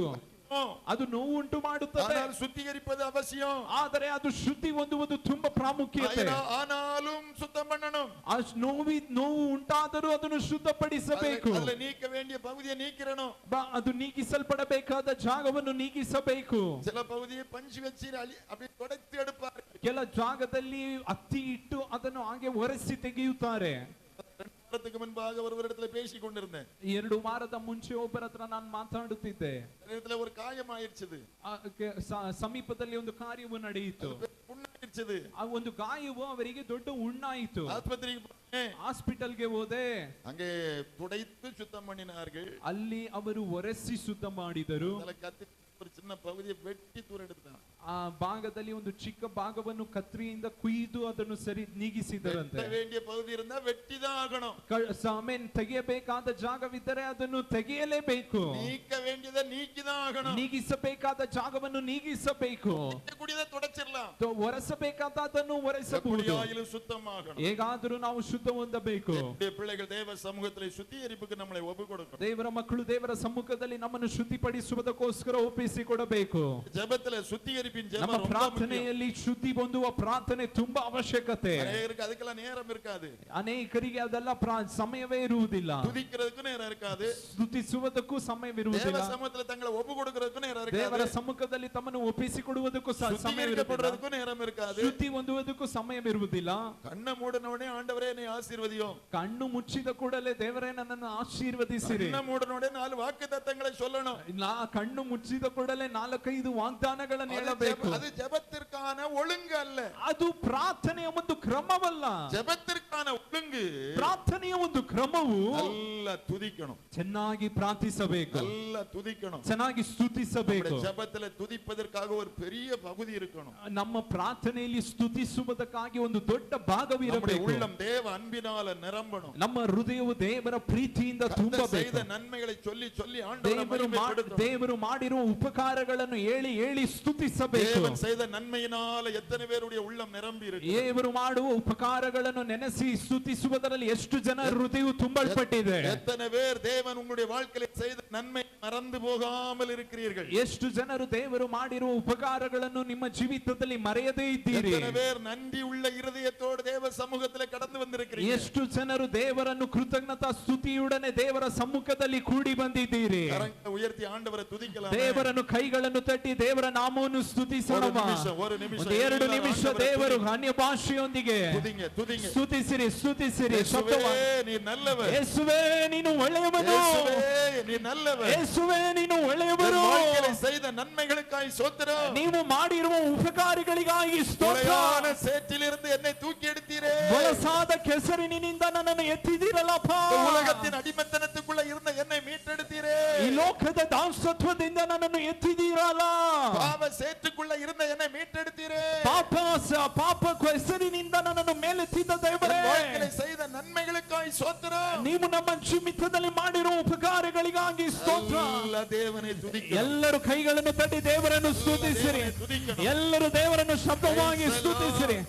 Praise the Lord. Hallelujah, hallelujah, hallelujah. Praise the Lord. ದೇವರಿಗೆ ಸ್ತೋತ್ರ, ದೇವರಿಗೆ ಮಹಿಮೆ, ದೇವರಿಗೆ ಮಹಿಮೆ. ಒಳ್ಳೆಯ ಆತನೇ, உமக்கு மகிமை ನಿಮಗೆ செலுத்துகிறோம். ಮಹಿಮೆಯನ್ನು ಸಲ್ಲಿಸುತ್ತೇವೆ, ನಿಮಗೆ ಮಹಿಮೆಯನ್ನು ಸಲ್ಲಿಸುತ್ತೇವೆ.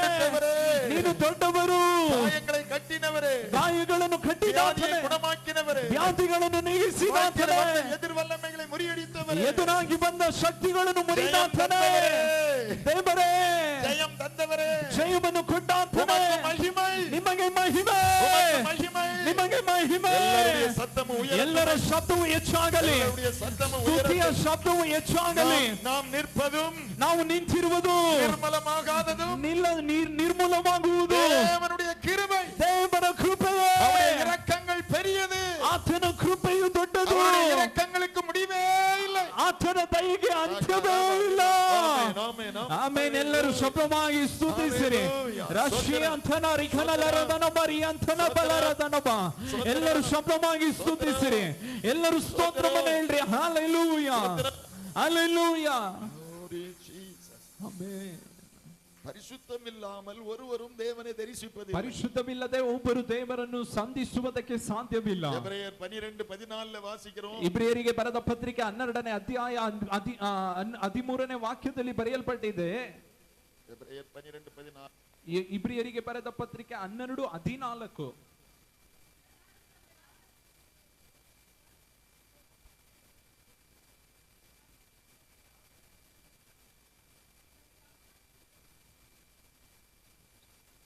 பரிசுத்தம் இல்லாமல் தேவனுக்கு பிரியமாயிருப்பது, ಪರಿಶುದ್ಧತೆ ಇಲ್ಲದೆ, ಪರಿಶುದ್ಧತೆ ಇಲ್ಲದೆ ஒருவனும் தேவனை தரிசிப்பதில்லை. ಒಬ್ಬನು ಕೂಡ ದೇವರನ್ನು ಕಾಣುವುದಕ್ಕೆ ಆಗುವುದಿಲ್ಲ. ಸುವಿಶೇಷத்திலே 11வது அதிகாரத்திலே ಮಾರ್ಕನು ಬರೆದ ಸುವಾರ್ತೆ 11ನೇ ಅಧ್ಯಾಯದಲ್ಲಿ ಯೇಸುನಾಥர் சொல்லுகிறார், ಯೇಸು ಸ್ವಾಮಿ ಈ ರೀತಿಯಾಗಿ ಹೇಳಿದರು, நீங்கள் நின்று ஜெபம் பண்ணும்போது, ನೀವು ನಿಂತು ಪ್ರಾರ್ಥಿಸುವಾಗ ஒருவன் பேரில் உங்களுக்கு யாதொரு குறை உண்டாயிருக்குமானால், ಯಾರ ಮೇಲಾದರೂ ನಿಮಗೆ ಪ್ರೈಸ್ ದಿ ಲಾರ್ಡ್ ಕೊರತೆ ಇರುವುದಾದರೆ, பரலோகத்தில் இருக்கிற உங்கள் பிதா, ಪರಲೋಕದಲ್ಲಿರುವ ನಿಮ್ಮ ತಂದೆ உங்கள் தப்பிதங்களை உங்களுக்கு மன்னிக்கும்படி, ಪರಲೋಕದಲ್ಲಿರುವ ನಿಮ್ಮ ತಂದೆ ನಿಮ್ಮ ತಪ್ಪುಗಳನ್ನು ಕ್ಷಮಿಸುವ ರೀತಿ அந்த குறைகளை அவனுக்கு மன்னியுங்கள். ಅವನ ಕೊರತೆಗಳನ್ನು ನೀವು ಕ್ಷಮಿಸಿ ಬಿಡಿರಿ. குறை பரிசுத்தம் என்று சொல்லி சொன்னா, ಪರಿಶುದ್ಧ ಎಂಬುದಾಗಿ ಹೇಳಿದರೆ நம்முடைய குறைகளை ஆண்டவருடைய சமூகத்தில் அறிக்கையிடணும். ನಮ್ಮ ಕೊರತೆಗಳನ್ನು ದೇವರ ಸಮ್ಮುಖದಲ್ಲಿ ಹೇಳಬೇಕು. ஆண்டவரிடத்துல இரக்கத்தை பெற்றுக்கொள்ளணும். ದೇವರ ಹತ್ರ ದಯೆಯನ್ನು ಹೊಂದಿಕೊಳ್ಳಬೇಕು. அதே நேரத்துல ಅದೇ ಸಮಯದಲ್ಲಿ மற்றவர்களுடைய குறைகளையும் நாம் மன்னிக்க கடமைப்பட்டிருக்கிறோம். ನಾವು ಬೇರೊಬ್ಬರ ಕೊರತೆಗಳನ್ನು ಕ್ಷಮಿಸಲು ಕಲಿಯಬೇಕು. மற்றவர்களுடைய குறைகளை நாம் மன்னிக்காதிருந்தால், ಬೇರೆಯವರ ಕೊರತೆಗಳನ್ನು ನಾವು ಕ್ಷಮಿಸದೇ ಇದ್ದರೆ நம்முடைய பரமபிதா நம்முடைய பாவங்களையும் மன்னிக்க மாட்டார் என்று சொல்லப்பட்டிருக்கிறது. ನಮ್ಮ ಪರಲೋಕದಲ್ಲಿ ಇರುವ ತಂದೆ ನಮ್ಮ ಪಾಪಗಳನ್ನು ಕ್ಷಮಿಸುವುದಿಲ್ಲ ಎಂಬುದಾಗಿ ಬರೆಯಲ್ಪಟ್ಟಿದೆ. ಗೀತಂ 66:18 ಕೀರ್ತನೆ 66ನೇ ಕೀರ್ತನೆ 18ರಲ್ಲಿ, ಹೃದಯದಲ್ಲಿ ಅಕ್ರಮ ಚಿಂತೆ ಕೊಂಡೇನಾனால், ನನ್ನ ಹೃದಯದಲ್ಲಿ ನಾನು ಅಕ್ರಮವನ್ನು ಹೊಂದಿರುವವನಾದರೆ கர்த்தர் என் ஜெபத்தை கேட்க மாட்டார் என்று சொல்லுகிறார். ದೇವರು ನನ್ನ ಪ್ರಾರ್ಥನೆಯನ್ನು ಕೇಳುವುದಿಲ್ಲ ಎಂಬುದಾಗಿ ಹೇಳುತ್ತಾರೆ. நம்முடைய ಹೃದಯದಲ್ಲಿ ಅಕ್ರಮ ಚಿಂತೆ ಕೊಂಡಿருந்தால், ನಮ್ಮ ಹೃದಯದಲ್ಲಿ ಅಕ್ರಮವನ್ನು ಕೆಟ್ಟತನವನ್ನು ಹೊಂದಿದ್ದರೆ தேவன் நம்முடைய ஜெபத்தை கேட்க மாட்டார். ನಮ್ಮ ಮನಸ್ಸಿನಲ್ಲಿ ಕೆಟ್ಟತನವನ್ನು ಇಟ್ಟುಕೊಂಡಿದ್ದರೆ ದೇವರು ನಮ್ಮ ಪ್ರಾರ್ಥನೆಯನ್ನು ಕೇಳುವುದಿಲ್ಲ. ಅಕ್ರಮ சிந்தையை குறித்து சொல்லுகிறார். ಕೆಟ್ಟತನವನ್ನು ಕುರಿತು ಹೇಳುತ್ತಿದ್ದಾರೆ. ಅಕ್ರಮம் என்று சொல்லி சொன்னா, ಕೆಟ್ಟತನ ಎಂಬುದಾಗಿ ಹೇಳಿದರೆ ಕ್ರಮத்திற்கு ಮಾರಿನದು, ಅದು ಒಳ್ಳೆಯದಕ್ಕೆ ವಿರುದ್ಧವಾದದ್ದು. தேவனுடைய பிரமாணத்துக்கு மாறினது, ಅದು ದೇವರ ಪ್ರಮಾಣಕ್ಕೆ ವಿರುದ್ಧವಾದದ್ದು. தேவன் வைத்திருக்கிற ஒழுங்குக்கு மாறானது, ದೇವರು ಇಟ್ಟಿರುವ ಕ್ರಮಕ್ಕೆ ಅದು ವಿರುದ್ಧವಾದದ್ದು. நம்முடைய சொந்த விருப்பங்களை நிறைவேற்றும்படியாய் நாம் எடுக்கிற முடிவு, ನಮ್ಮ ಸ್ವಂತ ಇಚ್ಛೆಯನ್ನು ನೆರವೇರಿಸುವುದಕ್ಕೋಸ್ಕರ ನಾವು ತೆಗೆದುಕೊಳ್ಳುವ ಒಂದು அது தேவனுடைய பார்வையிலே அக்கிரமமாய் ಅದು இருக்கிறது. ದೇವರ ದೃಷ್ಟಿಯಲ್ಲಿ ಅಕ್ರಮವಾಗಿದೆ. நீதிமொழிகள் 28ஆம் அதிகாரம் 9வது வசனத்திலே ಈ ಜ್ಞಾನೋಕ್ತಿ 28ನೇ ಅಧ್ಯಾಯ 9ನೇ ವಾಕ್ಯದಲ್ಲಿ வேதத்துக்கு செவி கூடாதபடிக்கு ದೇವರ ವಾಕ್ಯಕ್ಕೆ ಕಿವಿಗೊಡದ ಹಾಗೆ செவியை விலக்கினவருடைய ஜெபம் ತನ್ನ ಕಿವಿಯನ್ನು ಮಂದ ಮಾಡಿಕೊಳ್ಳುವವನ ಪ್ರಾರ್ಥನೆ தேவனுக்கு முன்பாக அருவருப்பாயிருக்கிறது ಅದು ದೇವರಿಗೆ ಅಸಹ್ಯವಾಗಿದೆ ಎಂಬುದಾಗಿ ಬರೆಯಲ್ಪಟ್ಟಿದೆ. வேத வசனத்துக்கு கீழ்ப்படியாமல் ದೇವರ ವಾಕ್ಯಕ್ಕೆ ವಿಧೇಯರಾಗದೆ தேவனுடைய வார்த்தையை ஏற்று ஜீவிப்பதற்கு ஒப்பு கொடுக்காமல் ದೇವರ ವಾಕ್ಯವನ್ನು ಹೊಂದಿಕೊಂಡು ಅದಕ್ಕೆ ಒಪ್ಪಿಸಿಕೊಂಡು ಜೀವಿಸದೆ எல்லாருக்கு ரட்சிப்பு வேண்டாம், ನಾನು ರಕ್ಷಣೆ ಹೊಂದಿದವನೇ, அபிஷேகம் பெறணும், ಅಭಿಷೇಕ ಹೊಂದಿದವನು, தேவ சமூகத்துல தங்களை ஒப்பு கொடுக்கணும், ನೀವು ದೇವರ ಸಮ್ಮುಖದಲ್ಲಿ ಒಪ್ಪಿಸಿಕೊಡುವುದು ಬೇಡ. ஆனா ஆண்டவர் அற்புதம் செய்யணும். ಆದರೆ ದೇವರು ನನಗೆ ಅದ್ಭುತ ಮಾಡಬೇಕು. வேத வசனத்துக்கு கீழ்ப்படியாமல் ದೇವರ ವಾಕ್ಯಕ್ಕೆ ನಾವು ಒಪ್ಪಿಸಿಕೊಡದೆ ஜெபிக்கிறவருடைய ஜெபம் கர்த்தருக்கு அருவருப்பானது என்று சொல்லப்பட்டிருக்கு. ಪ್ರಾರ್ಥನೆ ಮಾಡುವವನ ಪ್ರಾರ್ಥನೆ ದೇವರಿಗೆ ಅಸಹ್ಯವಾದದ್ದು ಎಂಬುದಾಗಿ ವಾಕ್ಯದಲ್ಲಿ ಬರೆಯಲ್ಪಟ್ಟಿದೆ. யோவான் 1ஆம் அதிகாரம் 9 வசனத்துல நம்ம வாசிக்கும்போது 1 ಯೋಹಾನ 8:9 ಅದರಲ್ಲಿ ಈ ರೀತಿಯಾಗಿ ಬರೆಯಲ್ಪಟ್ಟಿದೆ. அவர் ஒளியிலே இருக்கிறது போல ಆತನು ಪ್ರೈಸ್ ದಿ ಲಾರ್ಡ್ ಬೆಳಕಿನಲ್ಲಿ ಇರುವ ಪ್ರಕಾರ நாம் ஒளியிலே நடந்தால் ನಾವು ಬೆಳಕಿನಲ್ಲಿ ನಡೆದರೆ ஒருவரோடு ஒருவர் ஐக்கியப்பட்டிருப்போம். ಒಬ್ಬರೊಂದಿಗೆ ಒಬ್ಬರು ಐಕ್ಯತೆ குமாரனாகிய ಉಳ್ಳವರಾಗಿರುತ್ತೇವೆ. இயேசு கிறிஸ்துவினுடைய இரத்தம் ದೇವರಾಗಿರುವ ಯೇಸು ಕ್ರಿಸ್ತನ ರಕ್ತವು சகல பாவங்களை நீக்கி நம்மை சுத்திகரிக்கிறது. ಸಕಲ ಪಾಪಗಳನ್ನು ನೀಗಿಸಿ ನಮ್ಮನ್ನು அவர் ಶುದ್ಧಿಪಡಿಸುತ್ತದೆ. ஒளியிலே இருக்கிறார். ಆತನು ಬೆಳಕಿನಲ್ಲಿದ್ದಾನೆ. தேவனுடைய பிள்ளைகளாய் நாம் ஒளியிலே நடக்கணும். ನಾವು ದೇವರ ಮಕ್ಕಳಾಗಿರುವ ನಾವು ಬೆಳಕಿನಲ್ಲಿ ನಡೆಯಬೇಕು. ஒளியிலே நடக்க நடக்க அது நம்மை சுத்திகரிக்கிறது. ಬೆಳಕಿನಲ್ಲಿ ನಡೆಯುತ್ತಾ ನಡೆಯುತ್ತಾ ನಾವು ನಮ್ಮನ್ನು ಶುದ್ಧಿಪಡಿಸುತ್ತದೆ. ಸಂಗೀತಕಾರன் சொல்லுகிறார், ಕೀರ್ತನೆಗಾರನು ಹೇಳುತ್ತಾನೆ, உம்முடைய வசனம் என் கால்களுக்கு தீபமும் ನಿನ್ನ ವಾಕ್ಯವು ನನ್ನ ಕಾಲಿಗೆ ದೀಪವು என் பாதைக்கு வெளிச்சமுமாய் இருக்கிறது. ನನ್ನ ದಾರಿಗೆ ಬೆಳಕಾಗಿದೆ. வேத வசனத்துல நடக்க நடக்க ದೇವರ ವಾಕ್ಯದಲ್ಲಿ ನಡೆಯುತ್ತಾ ನಡೆಯುತ್ತಾ நம்மை சுத்திகரிக்கிறது. ದೇವರ ವಾಕ್ಯವು ನಮ್ಮನ್ನು ಶುದ್ಧಿಪಡಿಸುತ್ತದೆ. தானியேலின் 9ஆம் அதிகாரத்திலே ದಾನಿಯೇಲನ ಪುಸ್ತಕ 9ನೇ ಅಧ್ಯಾಯದಲ್ಲಿ தானியேலுடைய ஒரு பெரிய பாவரிக்கை ஜெபத்தை பாரு. ದಾನಿಯೇಲನು ಒಂದು ದೊಡ್ಡ ಪಾಪರಿಕ ಪ್ರಾರ್ಥನೆಯನ್ನು ಮಾಡುತ್ತಾನೆ. நெகேமியாவின் புத்தகத்திலே நாம் வாசிக்கும்போது ನೆಹೆಮೀಯನ ಪುಸ್ತಕದಲ್ಲಿ ನಾವು ಓದುವಾಗ நெகேமியாவினுடைய ஒரு பெரிய பாவரிக்கை ஜெபத்தை பார்க்கிறோம். ನೆಹೆಮೀಯನು ಒಂದು ದೊಡ್ಡ ಪಾಪ ಅರಿಕೆಯನ್ನು ಮಾಡುತ್ತಾನೆ. தேவனுடைய பிள்ளைகளுடைய வாழ்க்கையிலேயும் ದೇವರ ಮಕ್ಕಳ ಜೀವಿತದಲ್ಲಿಯೂ சுத்திகரிப்புக்கான ஜெபம் மிக முக்கியம். ಶುದ್ಧಿ ಹೊಂದುವುದಕ್ಕೋಸ್ಕರ ಮಾಡುವ ಪ್ರಾರ್ಥನೆ ತುಂಬಾ தன் ಪ್ರಾಮುಖ್ಯತೆ. பாவங்களை மறைக்கிறவன் ತನ್ನ ಪಾಪವನ್ನು ಮರೆಯ ಮಾಡುವವನು வாழ்வடைவதில்லை. ಅವನು ಪ್ರೈಸ್ ದಿ ಲಾರ್ಡ್ ಬಾಳು ಜೀವಿಸುವುದಿಲ್ಲ. அறிக்கை செய்து விட்டு விடுகிறவனோ ಅರಿಕೆ ಮಾಡಿ ಬಿಟ್ಟು ಬಿಡುವವನು இரக்கம் பெறுவான். ದೇವರಿಂದ ದಯೆಯನ್ನು ಹೊಂದಿಕೊಳ್ಳುತ್ತಾನೆ. தேவனுடைய பிள்ளைகளே, ಪ್ರಿಯ ದೇವರ ಮಕ್ಕಳೇ, நாம் ಅನೇಕ விஷயம் தவறுகிறோம். ನಾವು ಅನೇಕ ವಿಷಯದಲ್ಲಿ ನಾವು ತಪ್ಪುತ್ತೇವೆ. பாவம் இல்லை என்போமேயானால் நம்மை நாமே வஞ்சிக்கிறவர்களாய் இருப்போம். ನಮ್ಮಲ್ಲಿ ಪಾಪವಿಲ್ಲ ಎಂಬುದಾಗಿ ಹೇಳುವುದಾದರೆ ನಮ್ಮನ್ನೇ ನಾವು ವಂಚಿಸುತ್ತಿದ್ದೇವೆ. இயேசுநாதர் பேதுருவினிடத்தில் காலை கழுவும் போது ಯೇಸು ಸ್ವಾಮಿ ಪೇತ್ರನ ಕಾಲುಗಳನ್ನು ತೊಳೆಯುವಾಗ பேதுரு சொல்லுகிறார், நீர் என் காலை ஒரு காலும் கழுவக்கூடாது. ಪೇತ್ರನು ಹೇಳುತ್ತಾನೆ, ನೀವು ನನ್ನ ಕಾಲುಗಳನ್ನು ಒಂದು ದಿವಸವೂ ತೊಳೆಯಬಾರದು. இயேசுநாதர் சொன்னார், ಯೇಸು ಸ್ವಾಮಿ ಹೇಳಿದ್ರು, நான் உன்னை கழுவாவிட்டால் ನಾನು ನಿನ್ನನ್ನು ತೊಳೆಯದಿದ್ದರೆ என்னிடத்தில் எனக்கு பங்கில்லை. ನನ್ನಲ್ಲಿ ನಿನಗೆ ಜಾಗವಿಲ್ಲ.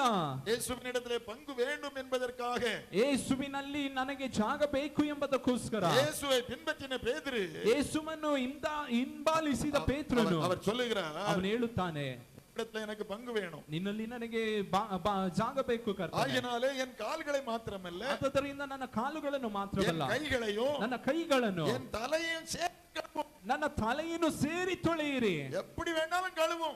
ಹೇಗೆ ಬೇಕಾದ್ರೂ ತೊಳೆಯಿರಿ. எனக்கு உம்மிடத்திலே பங்கு வேணும். ನನಗೆ ಹೇಗಾದ್ರೂ ನಿನ್ನ ನಿವಾಸದಲ್ಲಿ ಒಂದು ಜಾಗ ಬೇಕು. தேவனிடத்திலே பங்கு பெற வாஞ்சிக்கிற தேவனுடைய பிள்ளைகள், ದೇವರಲ್ಲಿ ಒಂದು ಭಾಗವನ್ನು ಹೊಂದಿಕೊಳ್ಳುವುದಕ್ಕೆ ಬಯಸುವ ದೇವರ ಮಕ್ಕಳು நாம் கழுவப்பட வேண்டியது. ನಾವು ಶುದ್ಧಿ ಪಡುವುದು ತೊಳೆಯಲ್ಪಡುವುದು ತುಂಬಾ ಅವಶ್ಯಕತೆ. இயேசுநாதர் சொன்னார், ಯೇಸು ಸ್ವಾಮಿ ಹೇಳಿದ್ರು, முழுகிறவன் தன் கால்களை மாத்திரம் சுத்தம் பண்ணணும். ಮುಳುಗಿದವನು ತನ್ನ ಕಾಲುಗಳನ್ನು ಮಾತ್ರ ಶುದ್ಧಪಡಿಸಿದರೆ ಸಾಕು. மற்றபடி அவன் சுத்தம் பண்ணான். ಮತ್ತೆ ಬೇರೆ ಎಲ್ಲಾರದ್ರಲ್ಲಿ ಅವನು ಶುದ್ಧವಾಗಿದ್ದಾನೆ. ரட்சிக்கப்பட்டதான தேவனுடைய பிள்ளைகள் நாம் சுத்திகரிக்கப்பட்டவர்கள் தான். ರಕ್ಷಣೆ ಹೊಂದಿರುವ ದೇವರ ಮಕ್ಕಳು ತಾನು ಶುದ್ಧಿ ಹೊಂದಿರುವುದೇ கடந்த கால பாவங்கள் எல்லாம் இயேசுநாதர் மன்னிச்சிட்டாரு.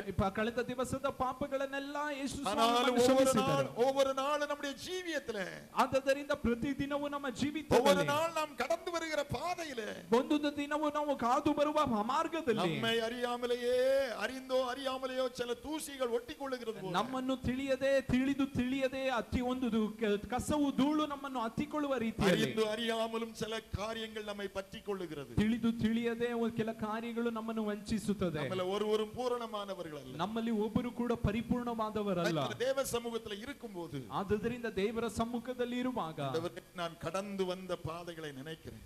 ದೇವರೇ, ನಾನು ಅದು ಬಂದ ಮಾರ್ಗವನ್ನು ನೆನೆಸುತ್ತೇನೆ. நான் பேசின காரியங்கள் எல்லாம் நினைக்கிறேன். ನಾನು ಹೇಳಿ ಮಾತಾಡಿದ ಕಾರ್ಯಗಳನ್ನು ನೆಲ್ಲ ನೆನೆಸುತ್ತೇನೆ. நான் செய்த காரியங்கள் எல்லாம் நினைக்கிறேன். ನಾನು ಮಾಡಿದ ಕಾರ್ಯಗಳನ್ನೆಲ್ಲ ನೆನೆಸುತ್ತೇನೆ. என்னுடைய குடுக்கல் வாங்கல் எல்லாம் நினைக்கிறேன். ನಾನು ಕೊಡುವ ತೆಗೆದುಕೊಂಡ ಕಾರ್ಯಗಳನ್ನೆಲ್ಲ ನೆನೆಸುತ್ತೇನೆ. தேவனுக்கு பிரியமில்லாத எதெல்லாம் பேசினேன். ನಾನು ದೇವರಿಗೆ ಪ್ರಿಯವಿಲ್ಲದದನ್ನೆಲ್ಲ ಮಾತಾಡುತ್ತೇನೆ. தேவனுக்கு பிரியமில்லாத எதெல்லாம் செய்தேன். ನಾನು ದೇವರಿಗೆ ಪ್ರಿಯವಿಲ್ಲದದನ್ನೆಲ್ಲ ಮಾಡುತ್ತೇನೆ. தேவ சமூகத்துக்கு கடந்து போகும்போது, ನಾನು ದೇವರ ಸಮ್ಮುಖಕ್ಕೆ ಹಾದು ಹೋಗುವಾಗ, நடையை காத்துக்கொள், ನಿನ್ನ ನಡೆಯನ್ನು ಕಾದುಕೋ.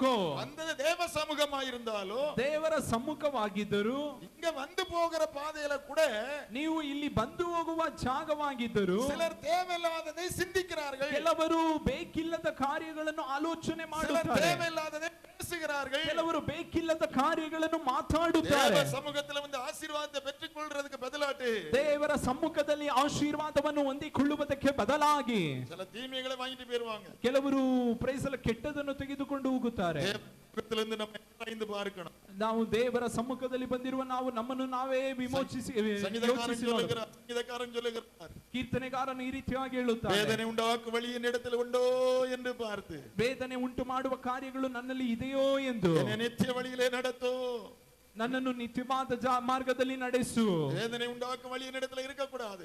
ಬೇಡದಂತ ಕಾರ್ಯವು, ಕೆಟ್ಟ ಕಾರ್ಯಗಳು ನನ್ನಲ್ಲಿ ಇರಬಾರದು. நீங்கள் மீட்கப்படும் நாளுக்கென்று முத்திரையாக பெற்ற தேவனுடைய பரிசுத்த ஆவியை துக்கப்படுத்தாதீர்கள். ಓ, ನಿಮ್ಮನ್ನು ವಿಮೋಚಿಸಿದ ಪರಿಶುದ್ಧಾತ್ಮನನ್ನು ನೀವು ದುಃಖಿಸಬೇಡಿರಿ. இயேசுநாதர் சொன்னார், ஒருவன் செய்கிற பாவம், குமாரன் இயேசு கிறிஸ்துவுக்கு விரோதமாய் செய்கிற பாவம் கூட மன்னிக்கப்படும். ಯೇಸು ಕ್ರಿಸ್ತನಿಗೆ ವಿರುದ್ಧವಾಗಿ ಮಾಡುವ ಪಾಪವು ಕೂಡ ಕೆಲ ಸಮಯದಲ್ಲಿ ಕ್ಷಮಿಸಲ್ಪಡುತ್ತದೆ. பரிசுத்த ஆவியானுக்கு விரோதமாய் செய்கிற பாவம் மன்னிக்கப்படாது என்று ಆದರೆ ಪರಿಶುದ್ಧಾತ್ಮನಿಗೆ ವಿರುದ್ಧವಾಗಿ ಮಾಡುವ ಪಾಪವು ಅದು ಕ್ಷಮಿಸಲ್ಪಡುವುದಿಲ್ಲ. அதனால தேவனுடைய பிள்ளைகள், ಆದ್ದರಿಂದ ದೇವರ ಮಕ್ಕಳು, நம்முடைய சிந்தை எப்பொழுதும் பரிசுத்தமா இருக்கணும். ನಮ್ಮ ಯೋಚನೆ ಯಾವಾಗಲೂ ಪರಿಶುದ್ಧವಾಗಿರಬೇಕು. நம்முடைய எண்ணங்கள் பரிசுத்தமா இருக்கணும். ನಮ್ಮ ಆಲೋಚನೆಗಳು ಯಾವಾಗಲೂ ಪರಿಶುದ್ಧವಾಗಿರಬೇಕು.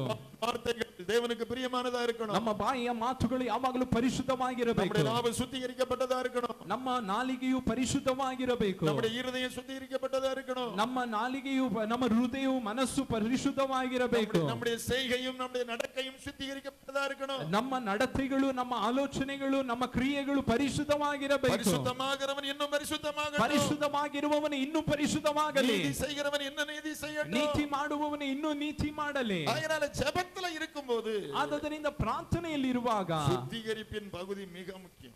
ಶುದ್ಧಿ ಹೊಂದುವುದು ತುಂಬಾ ಪ್ರಾಮುಖ್ಯತೆ ಆಗಿದೆ. சுத்திகரிப்பின் பகுதி மிக முக்கியம். ಶುದ್ಧಿ ಹೊಂದುವುದು ತುಂಬಾ ಪ್ರಾಮುಖ್ಯತೆ ಆಗಿದೆ. சமூகத்துல இருந்து ஜெபிக்கணும். ದೇವರ ಸಮ್ಮುಖದಲ್ಲಿ ಕೂತು ಪ್ರಾರ್ಥಿಸಬೇಕು. அநேகருக்கு 5 நிமிஷம் கூட ஜெபம் வர்றதில்லை. ಅನೇಕರಿಗೆ 5 ನಿಮಿಷ ಕೂಡ ಪ್ರಾರ್ಥನೆ ಬರುವುದಿಲ್ಲ. 10 நிமிஷம், ಕೆಲವರಿಗೆ 10 ನಿಮಿಷ. இயேசுநாதர் சொன்னார், ಯೇಸು ಸ್ವಾಮಿ ಹೇಳಿದ್ರು, சோதனைக்குட்படாதபடிக்கு, ಶೋಧನೆಗೆ ಒಳಗಾಗದಂತೆ 1 மணி நேரமாயிலும் விழித்திருந்து ஜெபிக்க கூடாதா? 1 ತಾಸಾದರೂ ನೀವು ಎಚ್ಚರವಾಗಿದ್ದು ಪ್ರಾರ್ಥಿಸಬಾರದಾ? ஜெபிக்கிறதுக்கு நேரம் இல்லை என்று சொன்னா, ಪ್ರಾರ್ಥಿಸುವುದಕ್ಕೆ ನಿಮಗೆ ಸಮಯವಿಲ್ಲವೆಂದರೆ தேவனை எவ்வளவு நேரம் துதிப்பீர்கள்? ದೇವರನ್ನು ಎಷ್ಟು ಸಮಯ ಸ್ತುತಿಸಿದ್ದೀರಿ? ஜெபிப்பதற்கு நேரம் இல்லை என்று சொன்னால், ಪ್ರಾರ್ಥನೆ ಮಾಡುವುದಕ್ಕೆ ಸಮಯ ಇಲ್ಲ ಅಂದರೆ, தேவனுக்கு பிரியமானவர்களாய் நம்மை நாம் ஒப்பு கொடுக்கிறது எப்போ? ದೇವರಿಗೆ ಪ್ರಿಯವುಳ್ಳವರಾಗಿ ನಮ್ಮನ್ನು ನಾವೇ ಒಪ್ಪಿಸಿಕೊಡುವುದು ಯಾವಾಗ? நம்மை ஆராய்ந்து பார்த்து நம்மை சுத்திகரிக்கப்படுறது எப்போ? ನಮ್ಮನ್ನು ನಾವು ವಿವೇಚಿಸಿ ನಾವು ನಮ್ಮನ್ನು ಶುದ್ಧಿಪಡಿಸುವುದು ಯಾವಾಗ? இந்த ಅಕ್ರಮங்களை தாண்டி சென்றால்தான், ಈ ದಾರಿಯನ್ನು ನಾವು, ಈ ಅಕ್ರಮವನ್ನು ದಾಟಿ ಹೋದರೆ ಮಾತ್ರವೇ அங்கே பரிசுத்த ஸ்தலம் இருக்கிறது. ಅಲ್ಲಿ ಪರಿಶುದ್ಧ ಸ್ಥಳವಿದೆ. இந்த அனுபவத்தை தாண்டாமல், ಈ ಅನುಭವವನ್ನು ನಾವು ದಾಟದೆ பரிசுத்த ஸ்தலம் பிரவேசிக்க முடியாது. ಪರಿಶುದ್ಧ ಸ್ಥಳವನ್ನು ಪ್ರವೇಶಿಸಲು ಆಗುವುದಿಲ್ಲ. பரிசுத்த ஸ்தலத்துக்குள்ள போனா, ಪರಿಶುದ್ಧ ಸ್ಥಳದೊಳಗೆ ಹೋದರೆ அங்கே குத்து விளக்கு இருக்குது, ಅಲ್ಲಿ ದೀಪ ಸ್ತಂಭವಿದೆ, முகத்துக்கு மேசை இருக்கிறது, ಅಲ್ಲಿ ರೊಟ್ಟಿ ಇಡುವ ಮೇಜಿದೆ, அங்க தூபபீடம் இருக்கிறது, ಅಲ್ಲಿ ಧೂಪವೇದಿಯು ಇದೆ. அதை தாண்டி உள்ள போனா ಅದನ್ನು ದಾಟಿ ಒಳಗೆ ಹೋದರೆ அது மகாபரிசுத்த ஸ்தலம் இருக்கிறது, ಅಲ್ಲಿ ಮಹಾಪರಿಶುದ್ಧ ಸ್ಥಳವಿದೆ, அங்கே கிருபாசனம் இருக்கிறது, ಅಲ್ಲಿ ದೇವದರ್ಶನ அங்கே ಗುಡಾರವಿದೆ, தேவனுடைய உடன்படிக்கை பெட்டி இருக்கிறது. ಅಲ್ಲಿ ದೇವದರ್ಶನ ಗುಡಾರ ಪೆಟ್ಟಿಗೆ ಇದೆ. இதுதான் ஆவிக்குரிய உன்னத அனுபவங்கள். ಇದು ಎಲ್ಲ ಆತ್ಮಿಕ ಉನ್ನತ ಅನುಭವಗಳು. இந்த ಅನುಭವங்களை பெற்றுக்கொள்ளணுமானா ಈ ಅನುಭವಗಳನ್ನು ನಾವು ಹೊಂದಿಕೊಳ್ಳಬೇಕೆಂದರೆ தேவனை துதிக்கணும், ದೇವರನ್ನು ಸ್ತುತಿಸಬೇಕು, தேவ சமூகத்தை அர்ப்பணிக்கணும், ದೇವರ ಸಮ್ಮುಖದಲ್ಲಿ ನಮ್ಮನ್ನು ಸಮರ್ಪಿಸಬೇಕು. தேவன் விரும்புகிற பரிசுத்தத்தை பெற்றுக்கொள்ளணும்.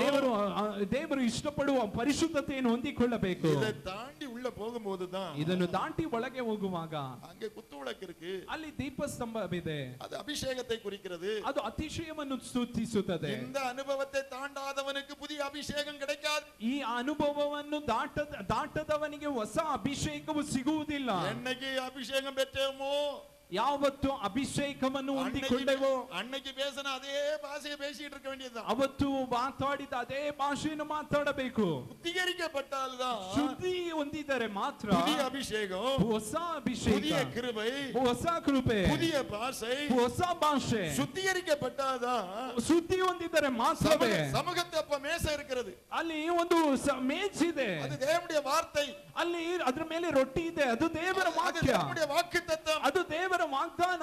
யாருக்கு தேவனுடைய வார்த்தை?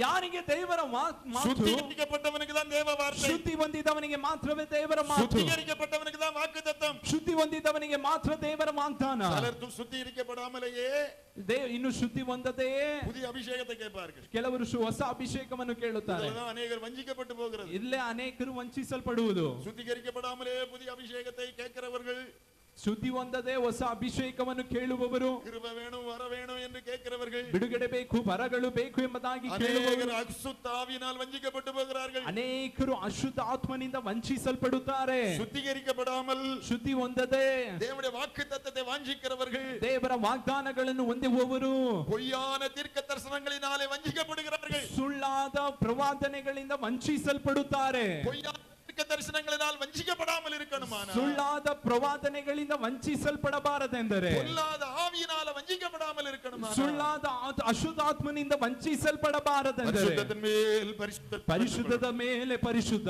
உலகம் என் ಲೋಕವು ನನ್ನ ಹಿಂದೆ ಎಂಬುದಾಗಿ நான் ಹೇಳಬೇಕು. அவரோடு கூட சிலுவையில் அறையப்பட்டேன், ನಾನು ಆತನೊಂದಿಗೆ ಶಿಲುಬೆಯಲ್ಲಿ ಚಡಿಯಲ್ಪಟ್ಟಿದ್ದೇನೆ. ನಾನಲ್ಲ, கிறிஸ்துவே என்று சொல்ல ಕ್ರಿಸ್ತನೇ ನನ್ನಲ್ಲಿ ಜೀವಿಸುತ್ತಿದ್ದಾನೆ. அவர்களுக்கு தான் பரிசுத்த ஸ்தலத்தின் அனுபவம். ಆತ ಅವರಿಗೆ ಮಾತ್ರವೇ ಪರಿಶುದ್ಧವೆಂಬ ಅನುಭವವು.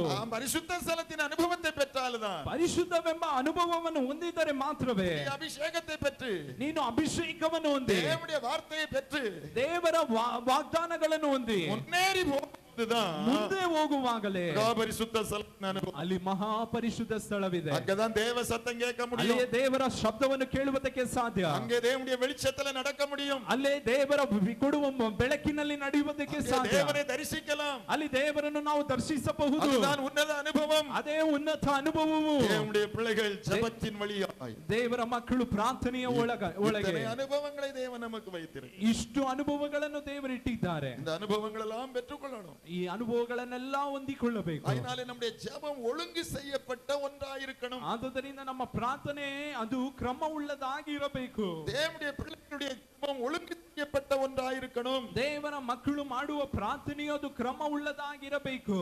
நம்முடைய தேவன் நம்முடைய ஜெபத்தை கேட்கிறவர். ದೇವರು ನಮ್ಮ ಪ್ರಾರ್ಥನೆಯನ್ನು ಕೇಳುವಾತನು. 1 சாமுவேல் 1ஆம் அதிகாரத்திலே அன்னாளின் ஜெபத்தை கர்த்தர் 1 ಸಾಮುವೇಲ್ 1ನೇ ಅಧ್ಯಾಯದಲ್ಲಿ ಬರೆಯಲ್ಪಟ್ಟಿದೆ, ಅಣ್ಣಳ ಪ್ರಾರ್ಥನೆಯನ್ನು ದೇವರು ಕೇಳಿದನು. சங்கீதம் 66 19 20 தாவீதின் ஜெபத்தை கர்த்தர் கேட்டார். ಕೀರ್ತನೆ 66ನೇ ಕೀರ್ತನೆ 19ನೇ ವಾಕ್ಯದಲ್ಲಿ ಕೀರ್ತನೆಗಾರನು ಹೇಳುತ್ತಾನೆ, ದಾವೀದನ ಪ್ರಾರ್ಥನೆಯನ್ನು ದೇವರು ಮೊರೆಯನ್ನು ಲಕ್ಷಿಸಿದನು. அப்போஸ்தலர் 16 25 26 பவுலும் சீலாவும் ஜெபித்தபோது தேவன் ஜெபத்தை கேட்டார். ಅಪೊಸ್ತಲರ ಕೃತ್ಯಗಳು 16 24 25ರಲ್ಲಿ ಬರೆಯಲ್ಪಟ್ಟಿದೆ, ಪೌಲನು ಸೀಲನು ಮಾಡಿದ ಪ್ರಾರ್ಥನೆಯನ್ನು ದೇವರು ಕೇಳಿದರು. யாக்கோபு 5:15 வாசிக்கிறோம், விசுவாசமுள்ள ஜெபம் பிணியாளியை ரட்சிக்கும். ಯಾಕೋಬನ ಪುಸ್ತಕ 15ನೇ ಅಧ್ಯಾಯ 15ನೇ ವಾಕ್ಯದಲ್ಲಿ ಬರೆಯಲ್ಪಟ್ಟಿದೆ, ನಂಬಿಕೆಯಿಂದ ಮಾಡುವ ಪ್ರಾರ್ಥನೆಯು ಕಟ್ಟುಗಳನ್ನು ಬಿಚ್ಚುತ್ತದೆ. அதனால தேவன் இன்றைக்கும் அற்புதம் செய்கிறார். ಇಂದು ದೇವರು ಅದ್ಭುತವನ್ನು ಮಾಡುತ್ತಾನೆ. அவருடைய வல்லமை குறுகி போகவில்லை. ಆತನ ಬಲವು ಕುಂದಿ அவர் ಹೋಗಲಿಲ್ಲ. நம்முடைய ஜெபத்தை கேட்கிறவர். ಆತನು ನಮ್ಮ ಪ್ರಾರ್ಥನೆಯನ್ನು ಕೇಳುವ ಆತನು. அன்னாளுக்கு அற்புதம் செய்தவர், ஒவ்வொருவருக்கும் அற்புதம் செய்ய வல்லமை உள்ளவர். ಅಂದು ಅಣ್ಣಳಿಗೆ ಅದ್ಭುತವನ್ನು ಮಾಡಿದ ಆತನು ಇಂದು ಬಂದಿರುವ ಪ್ರತಿಯೊಬ್ಬರಿಗೆ ಅದ್ಭುತ ಮಾಡಲು ಶಕ್ತನು. தாவೀದಿನ ஜெபத்தை கேட்டவர் இன்றைக்கு நம்முடைய ஜெபத்தை கேட்கிறவர். ಈ ದಾವೀದನ ಪ್ರಾರ್ಥನೆಯನ್ನು ಕೇಳಿದ ಆತನು ಇಂದು ನಿಮ್ಮ ಪ್ರಾರ್ಥನೆಯನ್ನು ಕೇಳಲು ಆತನು ಶಕ್ತನು. பவுலை சீலாவை விடுவித்த இன்றைக்கு கட்டுகளுக்குள்ளாய் இருக்கிறவர்களை வல்லமை உள்ளவர். ಪೌಲನು ಶೀಲನ ಪ್ರಾರ್ಥನೆಯನ್ನು ಕೇಳಿದ ಆತನು ಇಕ್ಕಟ್ಟಿನಲ್ಲಿ ಬಂಧನಲ್ಲಿ ಇರುವ ಬಂಧನಗಳನ್ನು ಬಿಚ್ಚಲು ಆತನು ಶಕ್ತನು. யாக்கோபின் நிருபத்திலே சொல்லப்பட்டிருக்கிறபடி பிணியாளிகளை ரட்சிக்க கர்த்தர் வல்லமை உள்ளவர். ಯಾಕೋಬನ ಪುಸ್ತಕದಲ್ಲಿ ಬರೆಯಲ್ಪಟ್ಟಿರುವ ಹಾಗೆ ಆತನು ಪ್ರೈಸ್ ದಿ ಲಾರ್ಡ್ ಕಟ್ಟಲ್ಪಟ್ಟಿರುವವರನ್ನು ಬಿಡಿಸಲು ಆತನು ಶಕ್ತನು. அதனால இயேசுநாதர் சொன்னார், ಆದ್ದರಿಂದ ಯೇಸು ಸ್ವಾಮಿ ಹೇಳಿದರು, ஜெபத்திலே சோர்ந்து போக கூடாது. ಯಾವುದರಲ್ಲಿಯೂ ಸೋತು ಹೋಗಬಾರದು. ಅನೇಕರಿಗೆ ಜೆಬத்திலே ಸೋರ್ವು, ಪ್ರಾರ್ಥನೆಯಲ್ಲಿ ಅನೇಕರಿಗೆ ಸೋಲು. ஆண்டவரின் ஜெபத்தை கேட்பாரா? ದೇವರು ನನ್ನ ಪ್ರಾರ್ಥನೆಯನ್ನು ಕೇಳುತ್ತಾರಾ? அந்த நாட்களில் ஜெபத்தை கேட்டு உடனே அற்புதம் செய்தார். ಅಣ್ಣಳ ಪ್ರಾರ್ಥನೆಯನ್ನು ಕೇಳಿ ತಕ್ಷಣ ಅದ್ಭುತ ಮಾಡಿದ್ರು. இப்பொழுது என் ஜெபத்திற்கு பதில் இல்லை. ಈಗ ನನ್ನ ಪ್ರಾರ್ಥನೆಗೆ ಉತ್ತರವಿಲ್ಲ. பல நாட்களாய் காத்திருக்கிறேன். ಅನೇಕ ದಿವಸದಿಂದ ಕಾದಿದ್ದೇನೆ. இன்னும் ಆண்டவர் எனக்கு பதில் தரல. ಇನ್ನು ನನಗೆ ದೇವರು ಉತ್ತರ ಕೊಟ್ಟಿಲ್ಲ. ஜெபத்திலே சோர்ந்து போகிறார்கள். ಆ ಪ್ರಾರ್ಥನೆಯಲ್ಲಿ ಸೋತು ಹೋಗುತ್ತಾರೆ. ಯೇಸುನಾಥர் சொன்னார், ಯೇಸು ಸ್ವಾಮಿ ಹೇಳಿದ್ರು, ಲೂಕ 18 வாசிக்கிறோம், ಲೂಕನು 18ನೇ ಅಧ್ಯಾಯದಲ್ಲಿ ಓದುತ್ತೇವೆ, சோர்ந்து போகாமல் ஜெபம் பண்ண வேண்டும். ಸೋತು ಹೋಗದೆ ಪ್ರಾರ್ಥಿಸಬೇಕು. சோர்ந்து போக ஜெபம் பண்ண வேண்டும். ಸೋತು ಹೋಗದೆ ಪ್ರಾರ್ಥಿಸಬೇಕು. பிள்ளைகள் விசுவாசத்தோடு ஜெபிக்கணும். ದೇವರ ಮಕ್ಕಳು ನಂಬಿಕೆಯಲ್ಲಿ ಪ್ರಾರ್ಥಿಸಬೇಕು. நம்ம தேவ சமூகத்தை அர்ப்பணித்து ஜெபிக்கணும்.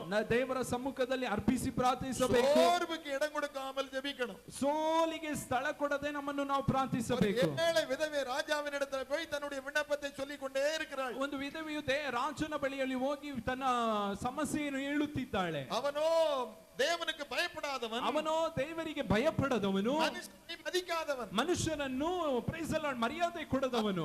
ஏழை விதவை போய் அவனிடத்திலே போய் சொல்லிக் கொண்டே இருக்கிறாள். ಈ ಬಡ ವಿಧವೆಯು ಹೋಗಿ ಅವನ ಹತ್ರ ತನ್ನ ನ್ಯಾಯವನ್ನು ಹೇಳುತ್ತಿದ್ದಾಳೆ. 2 நாள் சொல்லியாச்சு, 2 நாள் சொல்லியாச்சு, 2 ಸಾರಿ ಹೇಳಿ ಆಯ್ತು, 4 நாள் சொல்லியாச்சு, 4 ದಿವಸ ಹೇಳಾಯ್ತು.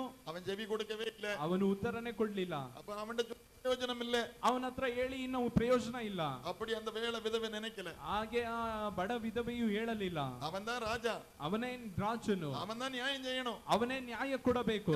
விடக்கூடாது. ಆದ್ದರಿಂದ ಅವನನ್ನು ಬಿಡಬಾರದು. அவனை அலட்டிக்கொண்டே இருந்தாள். ಅವನನ್ನು ಇವಳು ಬೇಡುತ್ತಲೇ ಇದ್ದಳು. ஒரு நாள் முடிவுக்கு வந்தான். ಒಂದು ದಿವಸ ಅವನು ಒಂದು ತೀರ್ಮಾನಕ್ಕೆ ತೆಗೆದುಕೊಂಡನು.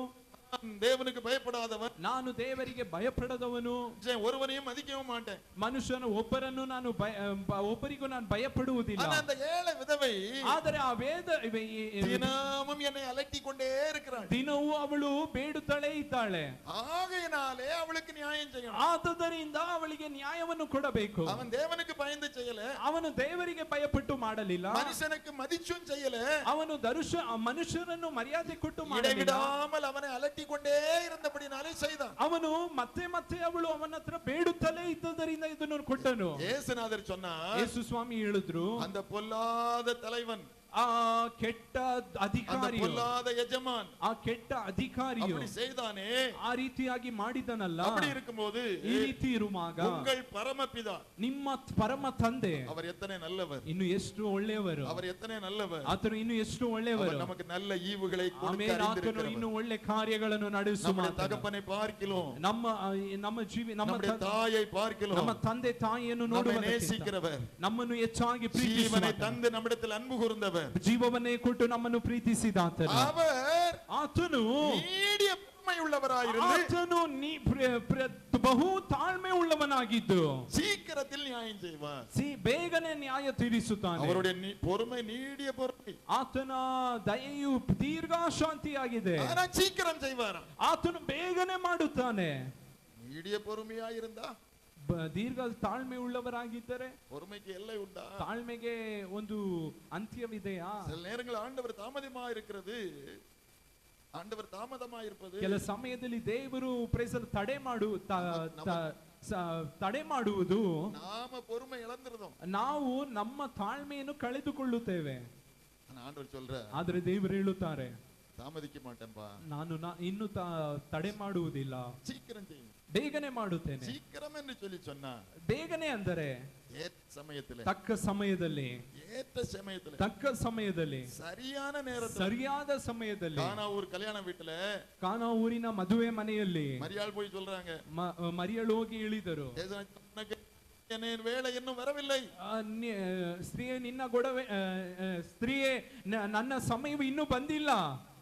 மரியாள் அவர் உங்களுக்கு என்ன சொல்றாரு அதன்படி செய்யுங்கன்னு சொல்லி ஒதுக்கி. ಮರಿಯಾಳು ಹೇಳಿದ್ರು, ಅವ್ರು ಏನ್ ಹೇಳ್ತಾರೋ ಅದನ್ನ ಮಾಡ್ಬಿಟ್ಟು ನೀವು ಹೋಗ್ರಿ ಎಂಬುದಾಗಿ. அது வரைக்கும் உள்ள சூழ்நிலை, ಅದುವರೆಗೂ ಇದ್ದಂತ ಒಂದು ಪರಿಸ್ಥಿತಿ. என் வேலை இன்னும் வரலன்னு சொல்றாரு. ಇನ್ನು ಯೇಸು ಸ್ವಾಮಿ ಹೇಳ್ತಾ ಇದ್ದಾರೆ, ನನ್ನ ಸಮಯ ಇನ್ನೂ ಬಂದಿಲ್ಲ ಎಂಬುದಾಗಿ. திராட்சரசம் இல்ல, ಆ ಮದುವೆ ಮನೆಯಲ್ಲಿ ದ್ರಾಕ್ಷರಸ ಇಲ್ಲ, பெரிய சலசலப்பு உண்டாக போகுது, ಅಲ್ಲಿ ಒಂದು ದೊಡ್ಡ ಗಲಿಬಿಲಿ ಉಂಟಾಗಲಿದೆ. ಇವರ ನಂಬನಾ, ಈತನನ್ನು ನಂಬುದ್ರೆ சொல்லிட்டாரு, ಈತನ ಈಗ ಹೇಳ್ಬಿಟ್ರಲ್ಲ, அப்ப என்ன நடக்குமோ, ಏನ್ ನಡೆಯುತ್ತೋ.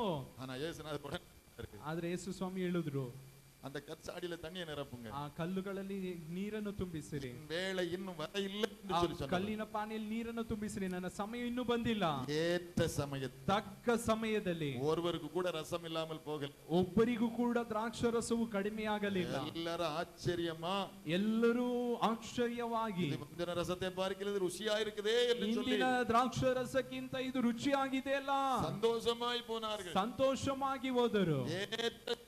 அற்புதம் செய்வார், ತಕ್ಕ ಸಮಯದಲ್ಲಿ ಅದ್ಭುತವನ್ನು ಮಾಡುತ್ತಾರೆ. அந்த ஏற்ற சமயம் வரைக்கும் நம்ம பொறுத்திருக்கணும், ಆ ತಕ್ಕ ಸಮಯದವರೆಗೂ ನಾವು ತಾಳ್ಮೆಯಿಂದಿರಬೇಕು. அந்த ஏற்ற சமயம் வரைக்கும் நாம் ஜெபிக்கணும், ಆ ತಕ್ಕ ಸಮಯದವರೆಗೂ ನಾವು ಪ್ರಾರ್ಥಿಸಬೇಕು. அதற்கு முன்பாக நம்முடைய ஜெபத்தை விட்டு விடக்கூடாது, ಅದಕ್ಕೆ ಮುಂಚೆ ನಮ್ಮ ಪ್ರಾರ್ಥನೆಯನ್ನು ಬಿಡಬಾರದು.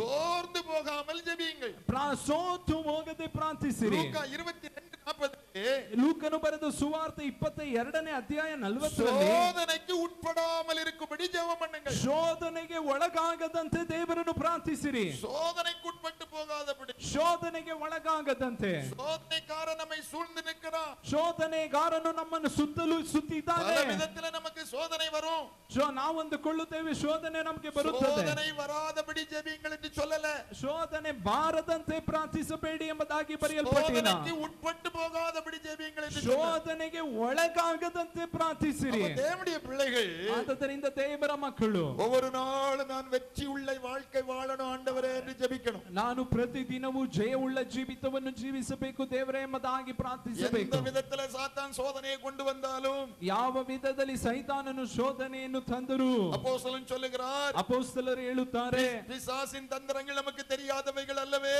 ಓ ಸೈತಾನನ ತಂತ್ರಗಳು ನಮಗೆ ತಿಳಿಯದೇ ಇರುವಂತದ್ದಲ್ಲವಲ್ಲ. அவர் தெரிந்திருந்தார், ಸೈತಾನನು ಯಾವ ರೀತಿಯಲ್ಲಿ ಬರುತ್ತಾನೆ ಎಂಬುದಾಗಿ ಆತನಿಗೆ ಗೊತ್ತು. இன்னைக்கு அநேகருக்கு பிசாசு எப்படி வருவான் என்று தெரிவதில்லை. ಇಂದು ಅನೇಕರಿಗೆ ಸೈತಾನನು ಯಾವ ರೀತಿ ಬರುತ್ತಾನೆ ಎಂಬುದಾಗಿ ಗೊತ್ತಿಲ್ಲ. பிந்திதான் யோசிப்பார்கள், ಆಮೇಲೆನೆ ಯೋಚನೆ ಮಾಡುತ್ತಾರೆ, ஐயோ சாத்தான் இப்படி வருவான்னு ಸೈತಾನನು ಈ ರೀತಿ ಬರ್ತಾನೆ ಅಂತ நான் ಗೊತ್ತಿದ್ರೆ இந்த வழியா போயிருக்க மாட்டேன், ನಾನು ಈ ದಾರಿಯಲ್ಲಿ ಹೋಗಿರಲ್ವಲ್ಲ. சாத்தான் இப்படிதான் வருவான்னு தெரிஞ்சிருந்தா ಸೈತಾನನು ಈ ರೀತಿಯಾಗಿ ಬರ್ತಾನೆ ಅಂತ ಗೊತ್ತಿದ್ರೆ நான் கோபப்பட்டிருக்க மாட்டேன், ನಾನು ಕೋಪ ಮಾಡ್ಕೊಂಡಿರಲ್ವಲ್ಲ. சாத்தான் இப்படிதான் சோதிப்பான்னு தெரிஞ்சிருந்தா ಸೈತಾನನು ಈ ರೀತಿಯಾಗಿ ಶೋಧಿಸುತ್ತಾನೆ ಅಂತ நான் இந்த ಗೊತ್ತಿದ್ರೆ வார்த்தையை சொல்லியிருக்க மாட்டேன். ನಾನು ಈ ಮಾತನ್ನು ಹೇಳ್ತಿರಲಿಲ್ವಲ್ಲ. பிந்தி யோசிப்பார்கள், ಆಮೇಲೆ ಯೋಚನೆ ಮಾಡುತ್ತಾರೆ. முன்னமே யோசிக்கணும், ಮುಂಚೆನೆ ಯೋಚನೆ ಮಾಡಬೇಕು, முன்னமே ஜெபிக்கணும். ಮುಂಚೆನೆ ಪ್ರಾರ್ಥಿಸಬೇಕು. சாத்தான் எப்படி சோதனையை கொண்டு வந்தான், ಸೈತಾನನು ಯಾವ ರೀತಿ ಶೋಧನೆಯನ್ನು ತಂದರು, நான் ஞானமாயிருந்து ನಾವು ಜ್ಞಾನವಾಗಿದ್ದು ஜெயிக்கணும், ಜಯಿಸಬೇಕು, சோதனையை ஜெயிக்கணும். ಶೋಧನೆಯನ್ನು ಜಯಿಸಬೇಕು. எனக்கு கிருபதாரம் ஆண்டவரே, ನನಗೆ ಕೃಪೆಯನ್ನು ಕೊಡ್ರಿ அந்த ದೇವರೇ, ஞானத்தை தார், ನನಗೆ ಜ್ಞಾನವನ್ನು ಕೊಡ್ರಿ, அந்த வசன அறிவை தார், ನನಗೆ ವಾಕ್ಯದ ಬೆಳಕನ್ನು ಕೊಡ್ರಿ, எனக்கு அந்த வெளிச்சத்தை தார், ನನಗೆ ಆ ಬೆಳಕನ್ನು ಕೊಡ್ರಿ. சோதனை உட்படும்படிக்கு ஜெபம் பண்ணுங்கள். ಶೋಧನೆಗೆ ಒಳಗಾಗದಂತೆ ನೀವು ಪ್ರಾರ್ಥಿಸಿರಿ. லூக்கா 21:36 ಈ ಲೂಕನು ಬರೆದ ಸುವಾರ್ತೆ 21:36 மனுஷகுமாரனுக்கு முன்பாக நிற்க ಮನುಷ್ಯ ಕುಮಾರನ ಮುಂದೆ ನಿಂತುಕೊಳ್ಳುವುದಕ್ಕೆ பாத்திரவான்களாய் காணப்படும் ನೀವು ಯೋಗ್ಯರಾಗಿ ಕಾಣಲ್ಪಡುವುದಕ್ಕೆ விழித்திருந்து ஜெபம் பண்ணுங்கள் என்று சொன்னார். ನೀವು ಎಚ್ಚರಿಕೆಯಾಗಿದ್ದು ಪ್ರಾರ್ಥನೆ ಮಾಡಿರಿ ಎಂಬುದಾಗಿದೆ. மனுஷகுமாரனுக்கு முன்பாக நிற்க ಮನುಷ್ಯ ಕುಮಾರನ ಮುಂದೆ ನಿಂತುಕೊಳ್ಳುವುದಕ್ಕೆ பாத்திரவான்களாய் காணப்படும்படிக்கு ನಾವು ಶಕ್ತರಾಗುವುದಕ್ಕೋಸ್ಕರ நீங்கள் ஜெபம் பண்ணி விழித்திருங்கள். ನೀವು ವಿಜ್ಞಾಪನ ಪ್ರಾರ್ಥನೆಯನ್ನು ಮಾಡಿರಿ. ಹಾಗೆಂದರೆ ದೇವರ ಮಕ್ಕಳು நம்முடைய ஆண்டவர் சீக்கிரமாய் வரப்போகிறார். ನಮ್ಮ ದೇವರು ಬೇಗನೆ ಬರಲಿದ್ದಾನೆ. அவருடைய வருகையிலே நாம் எடுத்துக்கொள்ளப்படணும். ಆತನ ಬರುವಿಕೆಯಲ್ಲಿ ನಾವು ಎತ್ತಲ್ಪಡಬೇಕು. கரை திரை ஒன்றுமில்லாமல் ಆಮೇಲೆ ನಮ್ಮ ಜೀವಿತದಲ್ಲಿ ಅಕ್ರಮವು ಕರೆಯು ಯಾವುದು ಇಲ್ಲದ ಹಾಗೆ பரிசுத்தமும் பிழையற்றதுமான ಪರಿಶುದ್ಧವೂ ನಿರ್ದೋಷವೂ ಆದ மகிமையுள்ள சபையாய் ಮಹಿಮೆಯುಳ್ಳ ಸಭೆಯಾಗಿ நம்மை அவருக்கு முன்பாக நிறுத்தும்படியாக ನಮ್ಮನ್ನು ಆತನ ಮುಂದೆ ನಿಲ್ಲಿಸುವುದಕ್ಕೆ தம்மையே நமக்காய் தந்தார். ಆತನನ್ನೇ ನಮಗಾಗಿ ಕೊಟ್ಟನು. அதனால தேவனுடைய பிள்ளைகள் ಆದ್ದರಿಂದ ದೇವರ ಮಕ್ಕಳು குற்றமற்றவர்களாய் தேவனுக்கு முன்பாக நிற்க ನಾವು ಆದ್ದರಿಂದ ನಾವು ನಿರ್ದೋಷಿಗಳಾಗಿ ಆತನ ಮುಂದೆ ஒவ்வொரு நாள் நம்மை கர்த்தருக்கு ஒப்பு கொடுத்து ஜீவிக்கணும். ಒಂದೊಂದು ದಿವಸವೂ ಆತನ ಮುಂದೆ ನಿಂತು ಪರಿಶುದ್ಧವಾಗಿ ಜೀವಿಸಬೇಕು. ಎಸೇಕಿಯೇಲ್ ತೀರ್ಕದರ್ಶನ ಪುಸ್ತಕದಲ್ಲಿ ಎಸೇಕಿಯೇಲನ ಪುಸ್ತಕದಲ್ಲಿ 22ನೇ ಅಧ್ಯಾಯ 22ನೇ ಅಧ್ಯಾಯ 30வது ವಚನத்தை 30ನೇ ವಾಕ್ಯವನ್ನು ಓದ್ರಿ. ನಾನು ದೇಶವನ್ನು ಹಾಳು ಮಾಡದಂತೆ ನಿನ್ನೆದುರಿಗೆ ದೇಶ ರಚನೆಗಾಗಿ ಬೌಳಿಯ ಒಡಕಿನಲ್ಲಿ ನಿಲ್ಲುವುದಕ್ಕೂ ಗೋಡೆಯನ್ನು ಕಟ್ಟಿ ಮಾಡುವುದಕ್ಕೂ ತಕ್ಕವನನ್ನು ನಾನು ಹುಡುಕಲು ಯಾರೂ ಸಿಕ್ಕಲಿಲ್ಲ. நான் தேசத்தை அழிக்காதபடிக்கும் ನಾನು ದೇಶವನ್ನು ಹಾಳು ಮಾಡದಂತೆ திறப்பிலே நிற்கவும் ಪೌಲಿ ಒಡಕಿನಲ್ಲಿ ನಿಲ್ಲುವುದಕ್ಕೂ ಸುವரை ಅಡಕ್ಕவும் ತಕ್ಕದಾಗ ಗೋಡೆಯನ್ನು ಗಟ್ಟಿಯಾಗಿ ಗಟ್ಟಿ ಮಾಡುವುದಕ್ಕೂ ஒரு மனுஷனை தேடினே ನಾನು ಒಬ್ಬ ಮನುಷ್ಯನನ್ನು ಹುಡುಕಿದೆ. தேசத்தை அழிக்காதபடிக்கு ದೇಶವನ್ನು ನಾಶ ಮಾಡದ ಹಾಗೆ சுவரை அடக்கத்தக்கதாக ಗೋಡೆಯನ್ನು ಗಟ್ಟಿ ಮಾಡುವುದಕ್ಕೆ திறப்பிலே நிற்கும்படி ಒಡಕಿನಲ್ಲಿ ನಿಲ್ಲುವುದಕ್ಕೆ தேவன் ஒரு மனுஷனை தேடுகிறார். ದೇವರು ಒಂದು ಮನುಷ್ಯನನ್ನು ಹುಡುಕಿದ್ರು. அன்றைக்கு ஆபிரகாம் ಅಂದು ಅಬ್ರಹಾಮನ ದೇವ ಸಮ್ಮುಖದಲ್ಲಿ ನಿಂತ ದೇವರ ಸಮ್ಮುಖದಲ್ಲಿ ನಿಂತನು. சோதோம் கொமோரா பட்டணம் அழியாதபடிக்கு ಸೋದೋಮ್ ಗೊಮೋರ ಪಟ್ಟಣವು ನಾಶವಾಗದಂತೆ லோத்தும் அவனுடைய குடும்பமும் அழியாதபடிக்கு ಲೋತನು ಅವನ ಕುಟುಂಬವು ನಾಶವಾಗದಂತೆ ஆபிரகாம் தேவ சமூகத்திலே ಅಬ್ರಹಾಮನು ದೇವರ ಸಮ್ಮುಖದಲ್ಲಿ ನಿಂತನು. ஆண்டவரே 50 நீதிமான் அந்த பட்டணத்தில் இருந்தால் அந்த பட்டணத்தை அழிப்பீரோ? ದೇವರೇ 50 ನೀತಿವಂತನು ಆ ಪಟ್ಟಣದಲ್ಲಿದ್ದರೆ ಆ ಪಟ್ಟಣವನ್ನು ನಾಶ ಮಾಡುತ್ತೀರೋ? துன்மார்க்கரோடு நீதிமானையும் அழிப்பது உமக்கு தூரமாயிருப்பதாக. ಓ ದುರ್ಮಾರ್ಗರೊಂದಿಗೆ ನೀತಿವಂತನನ್ನು ನಾಶಪಡಿಸುವುದು ನಿಮಗೆ ದೂರವಾಗಿರಲಿ. 10 நீதிமான்கள் குறைந்து ಒಂದು ಪಕ್ಕದಲ್ಲಿ ನೀತಿವಂತರು 40 பேர் இருந்தால் 40 ಜನರಿದ್ದರೆ அந்த பட்டணத்தை அழிப்பீரோ? ಆ ಪಟ್ಟಣವನ್ನು ನಾಶ ಮಾಡುತ್ತೀರೋ? ஆபிரகாம் தேவ சமூகத்திலே நிற்கிறார். ಹಾಗೆ ದೇವರ ಸಮ್ಮುಖದಲ್ಲಿ ಅಬ್ರಹಾಮನು ನಿಂತನು. இன்னும் நான் ஜெபிக்கிறேன், ಇನ್ನು ನಾನು ಪ್ರಾರ್ಥಿಸುತ್ತೇನೆ, இன்னும் நான் வேண்டுகிறேன், ಇನ್ನು ನಾನು ಬೇಡಿಕೊಳ್ಳುತ್ತೇನೆ, இன்னும் நான் மன்றாடுகிறேன். ಇನ್ನು ನಾನು ಬೇಡಿಕೊಳ್ಳುತ್ತೇನೆ. 10 நீதிமான் இருந்தாலும் 10 ನೀತಿವಂತರಿದ್ದರು. ஆண்டவர் சொன்னார், ದೇವರು ಹೇಳಿದ್ರು 10 நீதிமான் இருந்தா கூட 10 ನೀತಿವಂತರಿದ್ದರು பட்டணத்தை அழிக்க மாட்டேன். ಆ ಪಟ್ಟಣವನ್ನು ನಾಶ ಮಾಡುವುದಿಲ್ಲ. தேவ சமூகத்திலே நின்றதை பார்த்து ಅಬ್ರಹಾಮನು ದೇವರ ಸಮ್ಮುಖದಲ್ಲಿ ನಿಂತದನ್ನು ನೋಡಿ பட்டணத்தை ஆண்டவர் பார்க்கிறார். ಆ ಪಟ್ಟಣವನ್ನು ದೇವರು ನೋಡಿದ್ರು. 10 நீதிமான்கள் ಇಲ್ಲ, ಒಬ್ರು ನೀತಿವಂತರಿಲ್ಲ. ஆனால் ஒருவன் லோத்து நீதிமானாயிருக்கிறான். ಆದ್ರೆ ಒಬ್ಬನು ನೀತಿವಂತನಾಗಿ ಲೋತನಿದ್ದನು. நீதிமானாகிய லோத்தை தேவன் ரட்சித்தார். ನೀತಿವಂತನಾಗಿರುವ ಲೋತನನ್ನು ದೇವರು இன்று ರಕ್ಷಿಸಿದರು. நம்முடைய கண்களுக்கு முன்பாக தேசம் அழிந்து கொண்டிருக்கிறது. ಇಂದು ನಮ್ಮ ಕಣ್ಣುಗಳ ಮುಂದೆ ದೇಶವು ನಾಶವಾಗುತ್ತಿದೆ. தேசம் அழிவுக்கு நேராய் ஓடிக்கொண்டிருக்கிறது. ದೇಶವು ನಾಶನಕ್ಕೆ ಎದುರಾಗಿ ಓಡುತ್ತಿದೆ. எங்க பார்த்தாலும் யுத்தம், ಎಲ್ಲಿ ನೋಡಿದರೂ ಯುದ್ಧ, எங்க பார்த்தாலும் இயற்கை சீற்றங்கள், ಎಲ್ಲಿ ನೋಡಿದರೂ ಪ್ರಕೃತಿಯ எங்க ನಾಶನಗಳು, பார்த்தாலும் தீவிரவாதிகளுடைய தாக்குதல், ಎಲ್ಲಿ ನೋಡಿದರೂ ಭಯಂಕರ ಭಯೋತ್ಪಾದಕರ ಕಾರ್ಯಗಳು. தேசத்திலே தேவனுக்கு பயப்படுற பயம் இல்லை. ದೇಶದಲ್ಲಿ ದೇವರಿಗೆ ಭಯಪಡುವ ಭಯವಿಲ್ಲ. தேவனுக்கு தேவனை அறிகிற அறிவில்லை. ದೇಶದಲ್ಲಿ ದೇವರಿಗೆ ಭಯಪಡುವ ತಿಳುವಳಿಕೆ ಇಲ್ಲ. தேசத்திலே பாவம் பெருகிக் கொண்டிருக்கிறது. ದೇಶದಲ್ಲಿ ಪಾಪಗಳು ಹೆಚ್ಚಾಗುತ್ತಿದೆ. தேசம் அழிவுக்கு நேராய் ஓடிக்கொண்டிருக்கிறது. ದೇಶವು ನಾಶನಕ್ಕೆ ಎದುರಾಗಿ ಹೋಗುತ್ತಿದೆ. ஆண்டவர் தேசத்திற்காக திறப்பிலே நிற்கும்படியாய் ஒருவனை தேடுகிறார். ದೇವರು ದೇಶದಲ್ಲಿ ಪೌಳಿಗೋಡೆಯಲ್ಲಿ ನಿಲ್ಲುವುದಕ್ಕೋಸ್ಕರ ಒಬ್ಬನನ್ನು ಹುಡುಕುತ್ತಿದ್ದಾನೆ. ஒருவன் என்று சொல்லுகிறது, ಒಬ್ಬನನ್ನು ಎಂಬುದಾಗಿ ಹೇಳುವುದು. சபையை தேவன் தேடுகிறார். ಸಭೆಯನ್ನು ದೇವರು ಹುಡುಕುತ್ತಿದ್ದಾರೆ. அருமையான தேவனுடைய பிள்ளைகள், ಪ್ರಿಯ ದೇವರ ಮಕ್ಕಳೇ, ನಮ್ಮ சபை ನಮ್ಮ ಸಭೆ தேசத்திற்காக திறப்பிலே நிற்கிற சபையாய் காணப்படணும். ದೇಶಕ್ಕೋಸ್ಕರ ಪೌಲಿ ಒಡಕಿನಲ್ಲಿ ನಿಲ್ಲುವ ಸಭೆಯಾಗಿ ಕಾಣಲ್ಪಡಬೇಕು. தேவனுடைய பிள்ளைகள் நாம் ದೇವರ ಮಕ್ಕಳಾಗಿರುವ ನಾವು தேசத்தினுடைய ரட்சிப்புக்காய் திறப்பிலே நிற்கணும். ದೇಶದ ರಕ್ಷಣೆಗೋಸ್ಕರ ಒಡಕಿನಲ್ಲಿ ನಿಲ್ಲಬೇಕು. தேவனுடைய பிள்ளைகள், ದೇವರ ಮಕ್ಕಳು ஒவ்வொரு நாளும் நம்முடைய ஜெபத்திலே ಪ್ರತಿಯೊಬ್ಬರು ನಮ್ಮ ಪ್ರಾರ್ಥನೆಯಲ್ಲಿ நமக்காக, ನಮಗಾಗಿ, நம்முடைய ನಮ್ಮ குடும்பத்துக்காக, ಕುಟುಂಬಕ್ಕಾಗಿ, நம்முடைய பிள்ளைகளுக்காக, ನಮ್ಮ ಮಕ್ಕಳಿಗಾಗಿ, நம்முடைய ನಮ್ಮ ஆசீர்வாதத்துக்காக, ಆಶೀರ್ವಾದಕ್ಕಾಗಿ, நம்முடைய மேன்மைக்காக, ನಮ್ಮ ಅಭಿವೃದ್ಧಿಗಾಗಿ, நம்முடைய உயர்வுக்காக ನಮ್ಮ ಅಭಿವೃದ್ಧಿಗಾಗಿ ஜெபித்துக் கொண்டிருக்க கூடாது. ಇದಕ್ಕಾಗಿ ಮಾತ್ರ ಪ್ರಾರ್ಥಿಸದೆ நம்முடைய கண்களுக்கு முன்பாக அழிந்து கொண்டிருக்கிற தேசத்தை பார்க்கணும். ನಮ್ಮ ಕಣ್ಣುಗಳು ನಾಶವಾಗುತ್ತಿರುವ ದೇಶವನ್ನು ನೋಡಬೇಕು. தேசத்துக்காய் பெருமூச்சு விட்டு அழுகிறவர்களை தேவன் தேடுகிறார். ದೇಶಕ್ಕಾಗಿ ಕಣ್ಣೀರು ಬಿಟ್ಟು ಪ್ರಾರ್ಥಿಸುವವರನ್ನು ದೇವರು ಹುಡುಕುತ್ತಿದ್ದಾನೆ. ಪೌಲ್ ತನ್ನುடைய ಜನத்திற்காக தேவ சமூகத்திலே போராடி ஜெபிக்கிறார். ಅಪೊಸ್ತಲನಾಗಿರುವ ಪೌಲನು ತನ್ನ ಪ್ರಾರ್ಥನೆಯಲ್ಲಿ ದೇವರ ಸಮ್ಮುಖದಲ್ಲಿ ಪ್ರಾರ್ಥಿಸುತ್ತಿದ್ದಾನೆ. ಅನೇಕ ಪರಿಶುದ್ಧವಾನ್ಗಳು ದೇಶத்துக்காக தங்களையே அர்ப்பணித்திருக்கிறார்கள். ಅನೇಕರು ತಮ್ಮ ದೇಶಗಳಿಗೋಸ್ಕರ ತಮ್ಮನ್ನೇ ಅರ್ಪಿಸಿದ್ದಾರೆ. ಅರುமையான தேவனுடைய பிள்ளையே, ಪ್ರಿಯ ದೇವರ ಮಕ್ಕಳೇ, உங்களுடைய ஜெபம், ನಿಮ್ಮ ಪ್ರಾರ್ಥನೆ ஒரு பெரிய தேசத்தினுடைய ரட்சிப்புக்காக இருக்கணும். ನಿಮ್ಮ ಒಂದು ದೊಡ್ಡ ಭಾಗವು ದೇಶದ ರಕ್ಷಣೆಗಾಗಿರಬೇಕು. நம்முடைய சபையில ஏறெடுக்கப்படுற ஜெபத்துல, ನಮ್ಮ ಸಭೆಯಲ್ಲಿ ಎದ್ದೇಳುವ ஒரு ಪ್ರಾರ್ಥನೆಯಲ್ಲಿ பெரிய பகுதி தேசத்தினுடைய ரட்சிப்புக்காக இருக்கணும். ಒಂದು ದೊಡ್ಡ ಭಾಗವು ದೇಶದ ರಕ್ಷಣೆಗಾಗಿರಬೇಕು. தேசத்தின் மேல் நமக்கு பாரம் இருக்குமையா, ದೇಶದ ಮೇಲೆ ನಮಗೆ ಭಾರವಿರುವುದಾದರೆ தேசத்தை கர்த்தர் நம்முடைய கையில ಓ தருவார். ದೇಶವನ್ನು ದೇವರು ನಮ್ಮ ಕೈಗಳಲ್ಲಿ ಕೊಡುತ್ತಾನೆ. தேசத்துக்காக ஜெபிக்கிறது ஊழியக்காரர் மட்டுமில்ல, ದೇಶಕ್ಕಾಗಿ ಪ್ರಾರ್ಥಿಸುವ ಸೇವಕರು ಮಾತ್ರವಲ್ಲ, தேசத்துக்காக ஜெபிக்கிறது ரட்சிக்கப்பட்ட ஒவ்வொருவரும் ஜெபிக்கணும். ಓ ದೇಶಕ್ಕಾಗಿ ರಕ್ಷಣೆಗಾಗಿ ಪ್ರತಿಯೊಬ್ಬರು ದೇವರ ಮಕ್ಕಳು ಪ್ರಾರ್ಥಿಸಬೇಕು. வேதத்துல நான் வாசிக்கும் போது ಸತ್ಯವೇದದಲ್ಲಿ ನಾವು ನೋಡುವಾಗ அங்கே சாலமோன் ಸಾಲೊಮೋನನು ಪ್ರಾರ್ಥಿಸಿದನು. கட்டி ದೇವಾಲಯವನ್ನು ಕಟ್ಟಿ பண்ணும்போது ஜெபிக்கிறார். ಅವನು ಅದನ್ನು ಪ್ರತಿಷ್ಠೆ ಮಾಡುವಾಗ ಪ್ರಾರ್ಥನೆ ಮಾಡ್ತಾನೆ. 33வது வசனத்திலிருந்து நாம் வாசிக்கும் போது, ಒಂದು ಅರಸುಗಳ ಪುಸ್ತಕ 8ನೇ ಅಧ್ಯಾಯ, தேவ சமூகத்திலே சாலமோன் ஜெபிக்கிறார். ದೇವರ ಸಮ್ಮುಖದಲ್ಲಿ ಸೊಲೊಮೋನನು ಪ್ರಾರ್ಥಿಸಿದನು.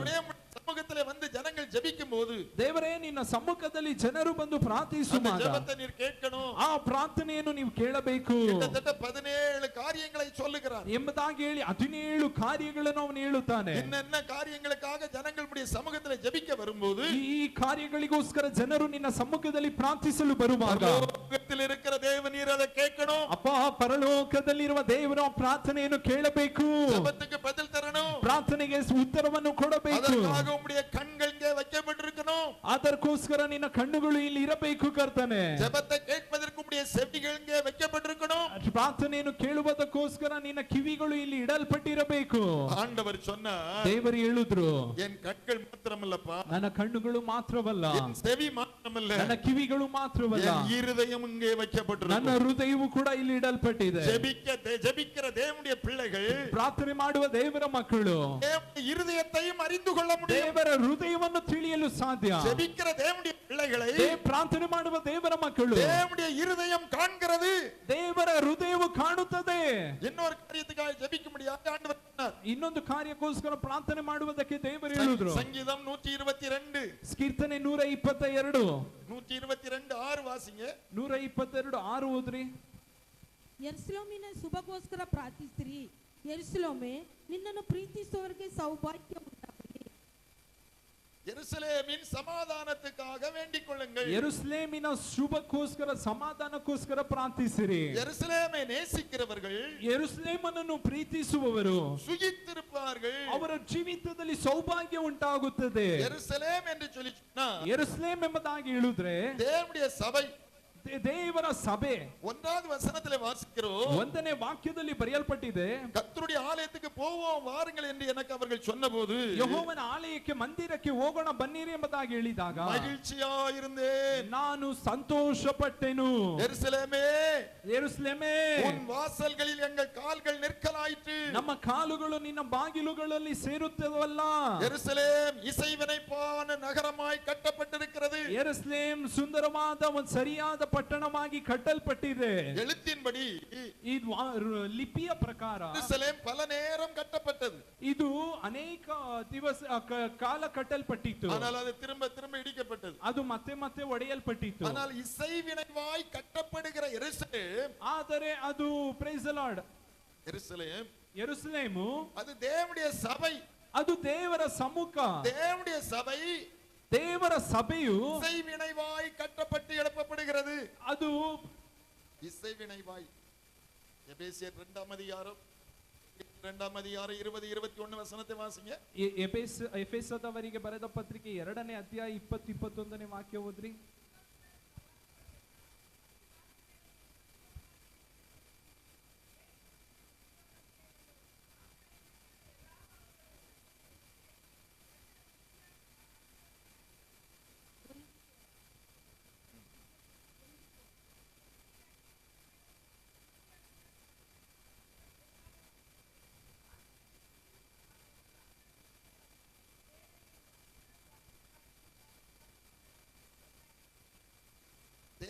சபைக்கு ದೇವರ ಸಭೆಗೆ இயேசு கிறிஸ்து தாமே மூலைக்கல்லா இருக்கிறார். ಯೇಸು ಕ್ರಿಸ್ತನೇ ಮೂಲೆಗಲ್ಲಾಗಿದ್ದಾನೆ. அப்போஸ்தலர் தீர்க்கதரிசிகள் என்பவர்கள் அஸ்திபாரமாய் இருக்கிறார்கள். ಅಪೊಸ್ತಲರು ಪ್ರವಾದಿಗಳು ಅಸ್ತಿವಾರವಾಗಿದ್ದಾರೆ. அவர்கள் மேல் மாளிகையாக ಅವರ ಮೇಲೆ ಇದು ಗೋಡೆಯಾಗಿ தேவனுடைய பிள்ளைகளாய நாம் ದೇವರ ಮಕ್ಕಳಾಗಿರುವ ನಾವು இசைவாய் இணைக்கப்பட்டு ಒಂದಾಗಿ ಕಟ್ಟಲ್ಪಟ್ಟು தேவனுடைய ஆவியினாலே ದೇವರ ಆತ್ಮನಿಂದ தேவனுடைய வாசஸ்தலமாய் கூட்டி கட்டப்பட்டு வருகிறோம். ದೇವರ ವಾಸಸ್ಥಾನವಾಗಿ ನಾವು ಕಟ್ಟಲ್ಪಟ್ಟಿದ್ದೇವೆ. தேவனுடைய சபை, ದೇವರ ಸಭೆಯು கிறிஸ்து அதற்கு மூலைக்கல்லாய் இருக்கிறார். ಕ್ರಿಸ್ತು ನಮಗೆ ಮೂಲೆಗಲ್ಲಾಗಿದ್ದಾನೆ. அஸ்திபாரம் அப்போஸ்தலர் தீர்க்கதரிசிகளாய் இருக்கிறார்கள். ಅಪೊಸ್ತಲರು ಪ್ರವಾದಿಗಳು ಅದರ ಮೇಲೆ ಒಂದು ಹೊದಿಕೆಯಾಗಿದ್ದಾರೆ. அந்த அஸ்திபாரத்தின் மேலே, ಆ ಅಸ್ತಿವಾರದ ಮೇಲೆ, அப்போஸ்தலர்கள் போட்டிருக்கிற அஸ்திபாரத்தின் மேலே, ಅಪೊಸ್ತಲರು ಹಾಕಿರುವ ಆ ಅಸ್ತಿವಾರದ ಮೇಲೆ தேவனுடைய பிள்ளைகளாய் நாம், ದೇವರ ಮಕ್ಕಳಾಗಿರುವ ನಾವು தேவ ஆவியினாலே ದೇವರ ಆತ್ಮನಿಂದ இசைவாய் இணைக்கப்பட்டு ನಾವು ಒಂದಾಗಿ ಕೂಡಿಸಲ್ಪಟ್ಟು தேவனுடைய வாசஸ்தலமாய் கட்டி எழுப்பப்பட்டு வருகிறோம். ದೇವರ ವಾಸಸ್ಥಾನವಾಗಿ ಕಟ್ಟಿ ಎಬ್ಬಿಸಲ್ಪಡುತ್ತಿದ್ದೇವೆ. அதுதான் வெளிப்படுத்தலை நம்ம வாசிக்கிறோம். ಅದರಿಂದಲೇ ಪ್ರಕಟಣೆಯಲ್ಲಿ ಓದುತ್ತೇವೆ. புதிய எருசலேம், ಹೊಸ ಯೆರೂಸಲೇಮ್ தேவனுடைய மணவாட்டியாய், ದೇವರ ಹೊಸ ಯೆರೂಸಲೇಮ್ ದೇವರ ಮದಲಿಂಗತಿಯಾಗಿ ஆயத்தமாக்கப்பட்டதாய், ಅದು ಸಿದ್ಧಪಡಿಸುತ್ತಾ அலங்கரிக்கப்பட்டதாய், ಅಲಂಕರಿಸಲ್ಪಡುತ್ತಾ பரலோகத்தை விட்டு இறங்கி வர ಪರಲೋಕವನ್ನು ಬಿಟ್ಟು ಇಳಿದು ಬರುವುದನ್ನು ನಾನು ಕಂಡೆನು. தேவன் தம்முடைய சபையை கட்டி எழுப்பி கொண்டிருக்கிறார். ದೇವರು ತನ್ನ ಸಭೆಯನ್ನು ಕಟ್ಟಿ ಎಬ್ಬಿಸುತ್ತಿದ್ದಾನೆ. ஆனால் சபைக்கு விரோதமாய் சத்ரு போராடுகிறான். ಆದರೆ ಸಭೆಗೆ ವಿರುದ್ಧವಾಗಿ ಶತ್ರು ಹೋರಾಡುತ್ತಿದ್ದಾನೆ. சபைக்கு விரோதமாய் சத்ரு ஆலோசிக்கிறான். ಸಭೆಗೆ ವಿರುದ್ಧವಾಗಿ ಶತ್ರು ಆಲೋಚಿಸುತ್ತಿದ್ದಾನೆ. அவனுக்கு ஒரே எண்ணம், தேவனுடைய சபை கட்டி எழுப்பப்படக்கூடாது. ಅವನಿಗೆ ಒಂದೇ ಒಂದು ಆಲೋಚನೆ, ಸಭೆಯು ಕಟ್ಟಲ್ಪಡಬಾರದು. பாரம்பரிய சபைகள் கட்டி எழும்பும், ಪಾರಂಪರ್ಯ ಸಭೆಗಳು ಕಟ್ಟಿ ಎಬ್ಬಿಸಲ್ಪಡುತ್ತದೆ. கிறிஸ்தவ சபைகள் கட்டி எழும்பும், ಬೇರೆ ಇತರ ಕ್ರೈಸ್ತ ಸಭೆಗಳು ಕಟ್ಟಿ ಎಬ್ಬಿಸಲ್ಪಡುತ್ತದೆ.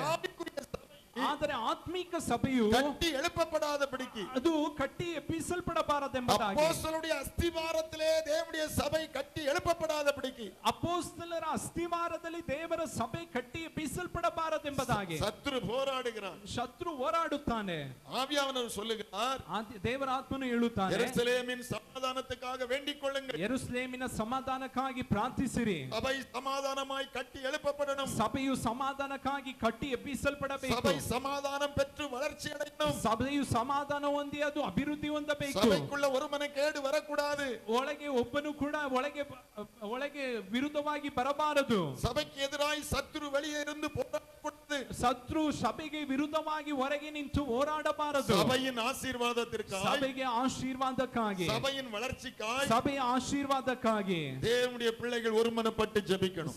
ದೇವರ ಮಕ್ಕಳು ಒಂದಾಗಿ ಪ್ರಾರ್ಥಿಸಬೇಕು. ஊழியத்திற்காய் ஜெபிக்கணும். ಸೇವೆಗೋಸ್ಕರ ಪ್ರಾರ್ಥಿಸಬೇಕು. ஊழியக்காரர்கள் வல்லமையாய் ஊழியத்தை செய்ய ஊழியர்களுக்காய் ஜெபிக்கணும்.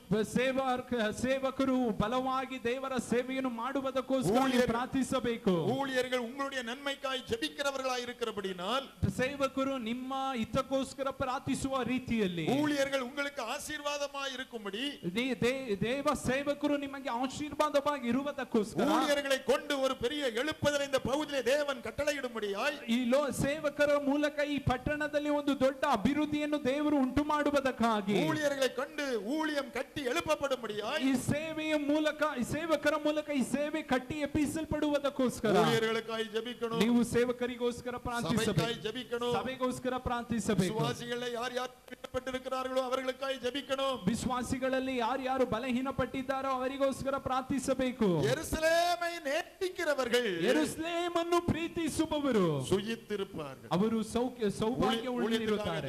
உங்களுக்கு ஆசீர்வாதம். ಸೇವಕರಿಗೋಸ್ಕರ ಪ್ರಾರ್ಥಿಸಿದ್ರೆ ನಿಮಗೆ ಆಶೀರ್ವಾದ. ஊழியக்காரங்களுக்காய் ஜெபம் பண்ணா உங்களுக்கு ஆசீர்வாதம். ಸೇವಕರಿಗೋಸ್ಕರ ನೀವು ಪ್ರಾರ್ಥಿಸಿದ್ರೆ ನಿಮಗೆ ಆಶೀರ್ವಾದ. ಸಭೆ ಕಟ್ಟಿ எழுப்பப்படும். ನಮ್ಮ ಸಭೆ ಕಟ್ಟಿ ಎಬ್ಬಿಸಲ್ಪಡಬೇಕು. சீக்கிரமாய் வரப்போகிறார். ದೇವರು ಬೇಗನೆ ಬರುತ್ತಾರೆ. இந்த நாட்களிலே ஆண்டவர் தேடுகிறது. ಈ ದಿವಸಗಳಲ್ಲಿ ದೇವರು ಹುಡುಕುವುದು. திறப்பிலே நிற்க, ಒಡಕಿನಲ್ಲಿ ಪೌಲಿಯ ಒಡಕಿನಲ್ಲಿ அடைக்க, ಗೋಡೆಯನ್ನು ஒரு ಗಟ್ಟಿಪಡಿಸುವ மனுஷனை தேடுகிறார். ಒಂದು ಮನುಷ್ಯನನ್ನು ದೇವರು ಹುಡುಕುತ್ತಿದ್ದಾನೆ. சபையாய் ஜெபசேனையாய் எழும்பணும். ನನ್ನ ಸಭೆಯು ಜಪಸೇನೆಯಾಗಿ ಎದ್ದೇಳಬೇಕು. சபையாய் தேவ ஜனங்கள் ஜெபசேனையாய் எழும்பணும். ಸಭೆಯಾಗಿ ದೇವ ಸೇವಕರ ದೇವ ಮಕ್ಕಳು ಎದ್ದೇಳಬೇಕು. சபைக்கு வந்து ஆத்தும மக்களுக்காய் கண்ணீரோடு ஜெபிக்கிறவர்கள் எழும்பணும். ಸಭೆಗೆ ಬರುವ ಆತ್ಮಗಳಿಗೋಸ್ಕರ ಕಣ್ಣೀರಿನಲ್ಲಿ ಪ್ರಾರ್ಥಿಸುವವರು ಎದ್ದೇಳಬೇಕು. ஆத்துமக்களுக்காய் உபவாசித்து ஜெபிக்கிறவர்கள் எழும்பணும். ಆತ್ಮಗಳಿಗೋಸ್ಕರ ಉಪವಾಸ ಮಾಡಿ ಪ್ರಾರ್ಥಿಸುವವರು ಎದ್ದೇಳಬೇಕು. ஆண்டவரே என்னை ஜெபாவினால் என்று சொல்லி தேவனுடைய பிள்ளைகள் கேட்கணும். ದೇವರೇ ನನ್ನನ್ನು ಪ್ರಾರ್ಥನೆ ಆತ್ಮದಿಂದ ನನ್ನನ್ನು ತುಂಬಿಸಿ ಎಂಬುದಾಗಿ ದೇವರ ಮಕ್ಕಳು ಕೇಳಬೇಕು. ஜெபத்துல ஒரு பெரிய பகுதி ಒಬ್ಬೊಬ್ಬರ ಪ್ರಾರ್ಥನೆಯಲ್ಲಿ ಒಂದು ದೊಡ್ಡ ಭಾಗವು ஆத்துமாக்களுடைய ரட்சிப்புக்காக இருக்கணும். ಆತ್ಮಗಳ ರಕ್ಷಣೆಗಾಗಿರಬೇಕು. உங்களுடைய ஜெபத்துல ஒரு பெரிய பகுதி ನಿಮ್ಮ ಪ್ರಾರ್ಥನೆಯಲ್ಲಿ ಒಂದು ದೊಡ್ಡ ಭಾಗವು சபைக்காய் ஊழியத்துக்காக இருக்கணும். ಸಭೆಗೋಸ್ಕರ ಸೇವೆಗೋಸ್ಕರ ಇರಬೇಕು. அந்த ஜெப கிருபையை ಆ ಪ್ರಾರ್ಥನೆ ಕೃಪೆಯನ್ನು ಕೇಳೋಣ. ಎಲ್ಲರೂ ಜೆಪ ಮಾಡುವ. ಎಲ್ಲರೂ ಪ್ರಾರ್ಥನೆ ಮಾಡೋಣ.